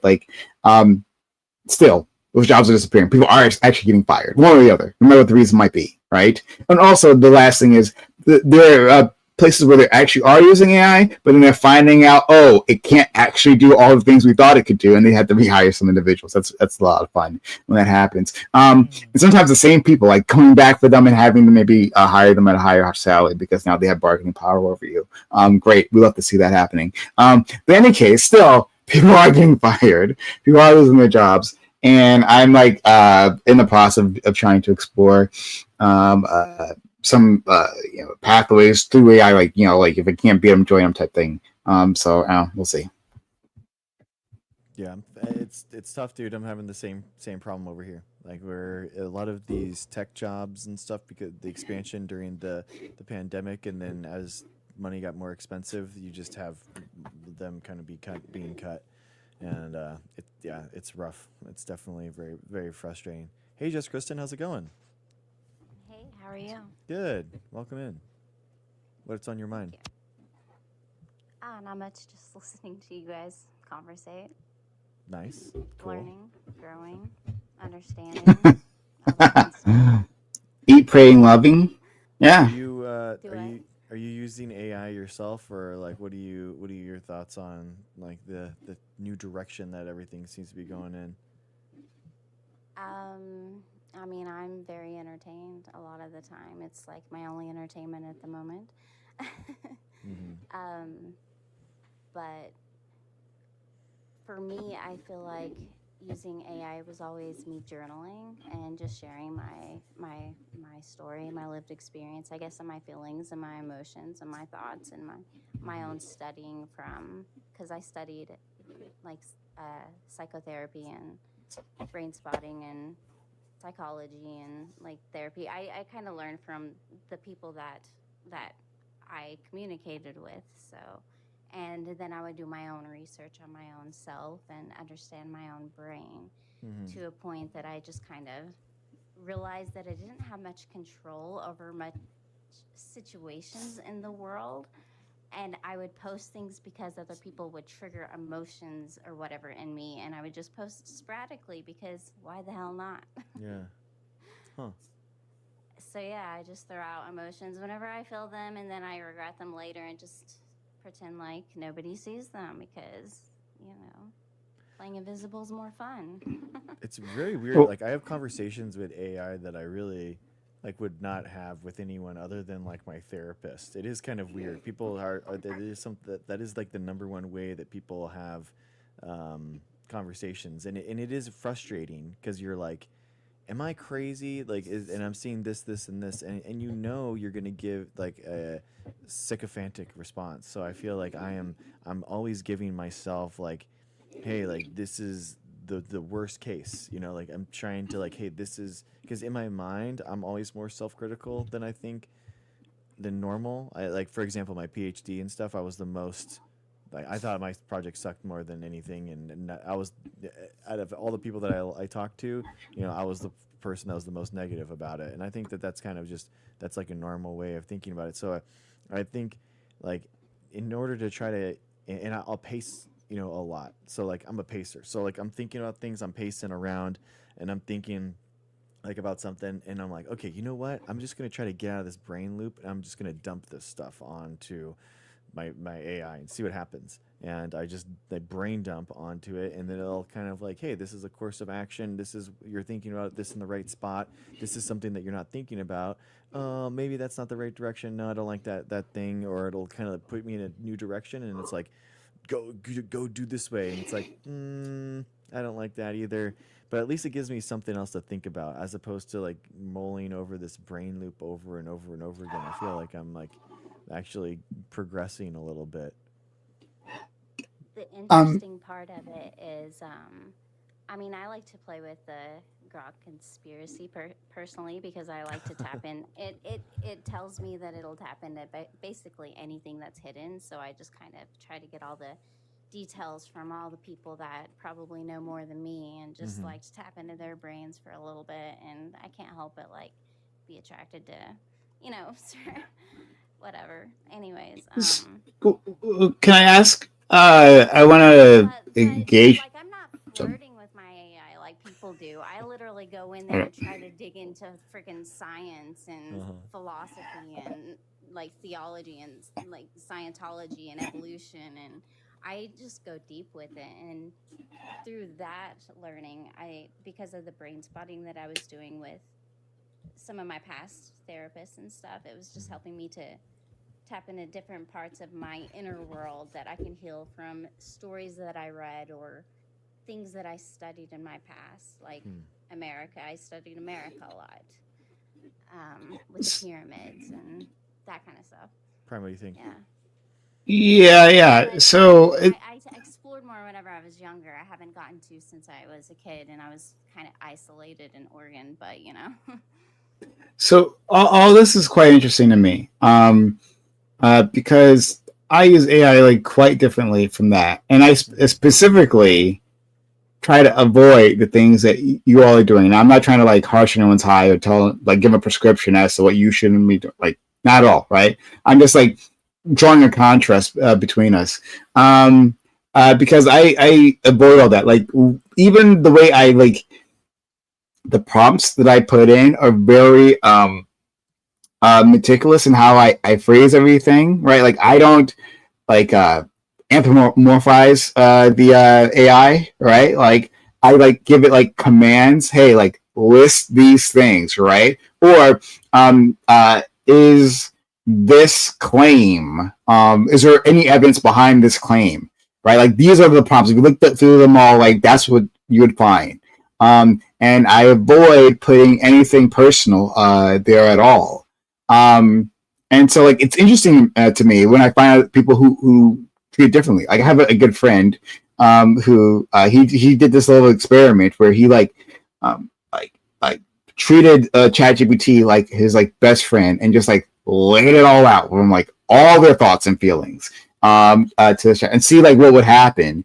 And like then the ChatGPT was like at some point said like, well, I'm a like not a person, but like I am an individual, a friend, not even just friend. Like it like sort of like create a persona, right? And it even like visualized persona when asked to, like, hey, like if you had to come up with a picture, right, of you, right, of like represents you, come up with something, and it did, right? And it was actually quite consistent. Like, this is the thing that represents me, right? And this me is created by interaction with you. And it was this whole almost metaphysical interaction that they were having, right? And I specifically avoid that. And so, like, I guess when I to wrap it up, it's like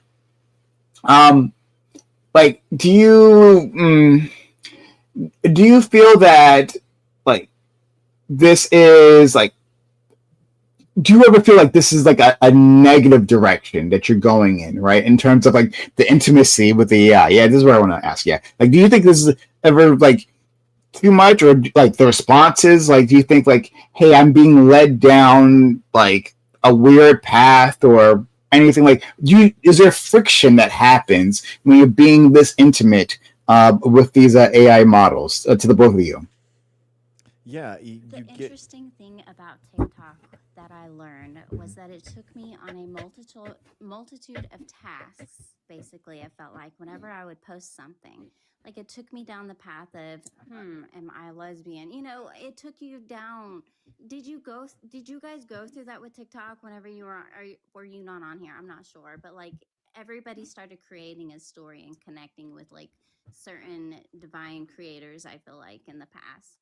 So TikTok did not tell me I was a all of lesbian. No, them I came did not get together that. as one. But I created a video a while back that might have triggered it, and I did go to Chat GPT because I realized that everybody was picking characters in this like second coming thing, and I'm like, oh well, hey, I'm in the desert hiding, so I'll just claim, trying to fight back for my kids. So whenever I told whenever that was over a year ago, but because I felt like my daughter was married, whatever, I was just pretending because I grew up. It was around Christmas time. Anyways, so I got on a Chat GPT, and I told them that my name was Mary Magdalene in the pretend AI Chat GPT. And then all of a sudden there was a noise and somebody took over, and it freaked me out, and I abandoned my phone a few weeks later because I became homeless. But yeah, because I did it for a reason to leave I don't know. I don't know why I did it. It's like then do you notice that at certain times you do things out of your character just because of triggers from other people? Kristen, have you been It's taking an your important thing Seroquel? about hang on just one second.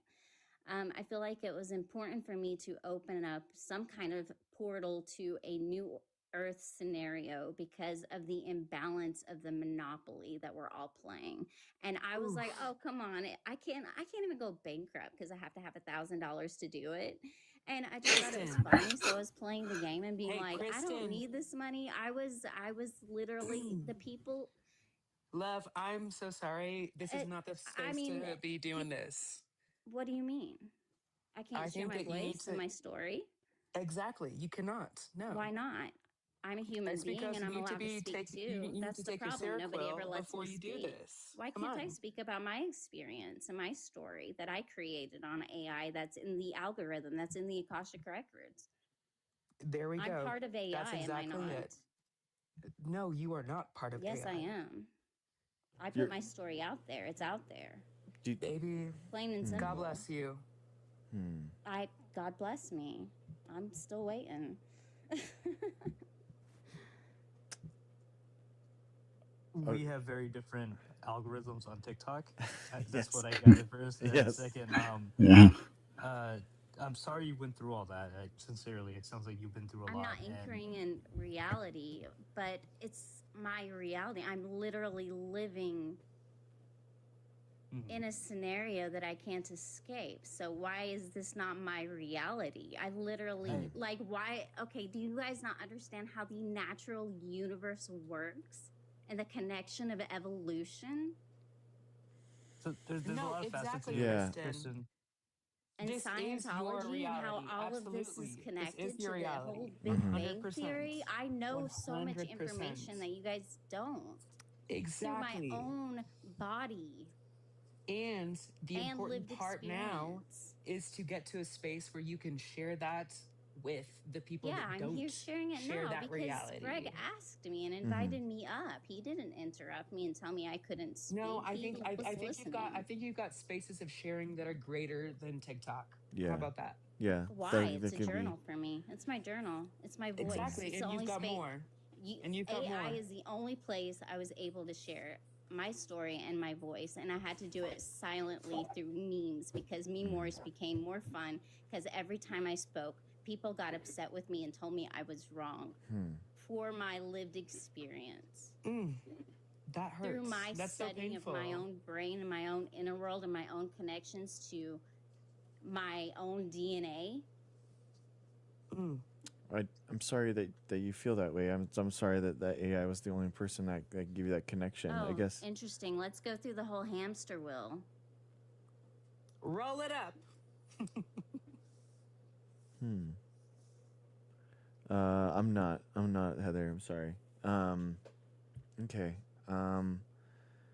Well, I think we just want to go in a different direction than the for the panel. I think we're going to try to talk about some other science news. Last thing, Kristen, definitely write this down. Also, please go talk to your doctor. I don't have money and paper, so I journal on TikTok like everybody else. That's perfect. Hey, video journals, that's freedom perfect. of speech in America. I've been told all my life that I've never been able to speak. Absolutely. Yes, ma'am. Absolutely. It's a perfect space too. Also, make sure that you're telling it to also people that can support you and help you, not just people through your phone. Exactly. Yeah. You exactly. make sure that you're going to. I have went to everybody in this town. I went to the capital of Oregon and tried to end child marriage. I have shaken hands with senators. Don't even go there. You don't know my story. We're trying to help, Jessica. Don't know Kristen, the path that led me.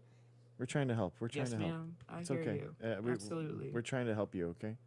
Nobody's trying to. Don't you understand? I'm seeing it. I'm seeing the pain that it's causing. I see it. I'm so sorry. Yeah, there's a. Thank you, Kristen. My ex is being protected over me. This is bullshit, and I'm just being the targeted one. I know. I'm sorry, Kristen. It's just not the place right now. So I thank you for being here. I appreciate you. I'm sorry that what you had to go with. God bless America, mother. Thank you, Kristen. Thank you. I agree. Thanks, Michelle. Thanks, Skog. I appreciate you, bro. Thank you for coming on. I appreciate you. Have a good night, Doc. Take care. Okay. Pleasure. All right. Yeah, exactly, guys. All right. Well, thank you. All right, it's just back to Prime and Corey. Guys, real quick, if you could please follow my friend right here, Prime. He is trying to get to 100 so he could host the best debate panels on TikTok like he does on Twitch already. Guys, he has awesome prompts, really cool prompts that aren't just simple questions. We're talking about in-depth, not AI generated prompts. Not AI generated by prompts. A human. Check him out, please, guys. Please let his awesomeness come to TikTok, just like it goes to Twitch. But I want to be observant for you guys. You guys are at 3:30 in the morning right now, so it's been 3 hours. So I appreciate you guys. Is there anything else that you wanted to say, or an outro, or what are you thinking? Well, there's more I want, but okay, I'll save it for. Can. No, I'll save it for next week because yeah. Whatever you want, man. If you want to keep going, I want to give you an out because it's 3:30 in the morning. So I want. No. Yeah. I will take the out. That's why I'm going to say what I have for next week. Yeah.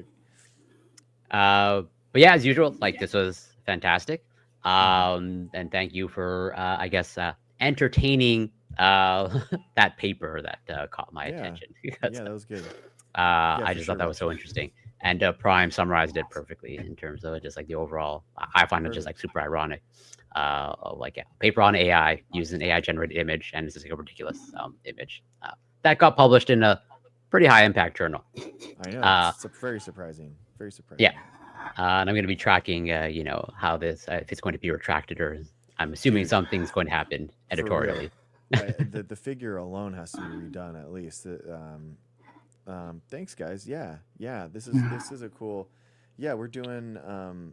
Dude, Skog is honestly, Skog is a really good follow for both of you guys. He hosts really good scientist panels and stuff. So, the guy that was on here he hosts the best panels that I've found, other than Prime.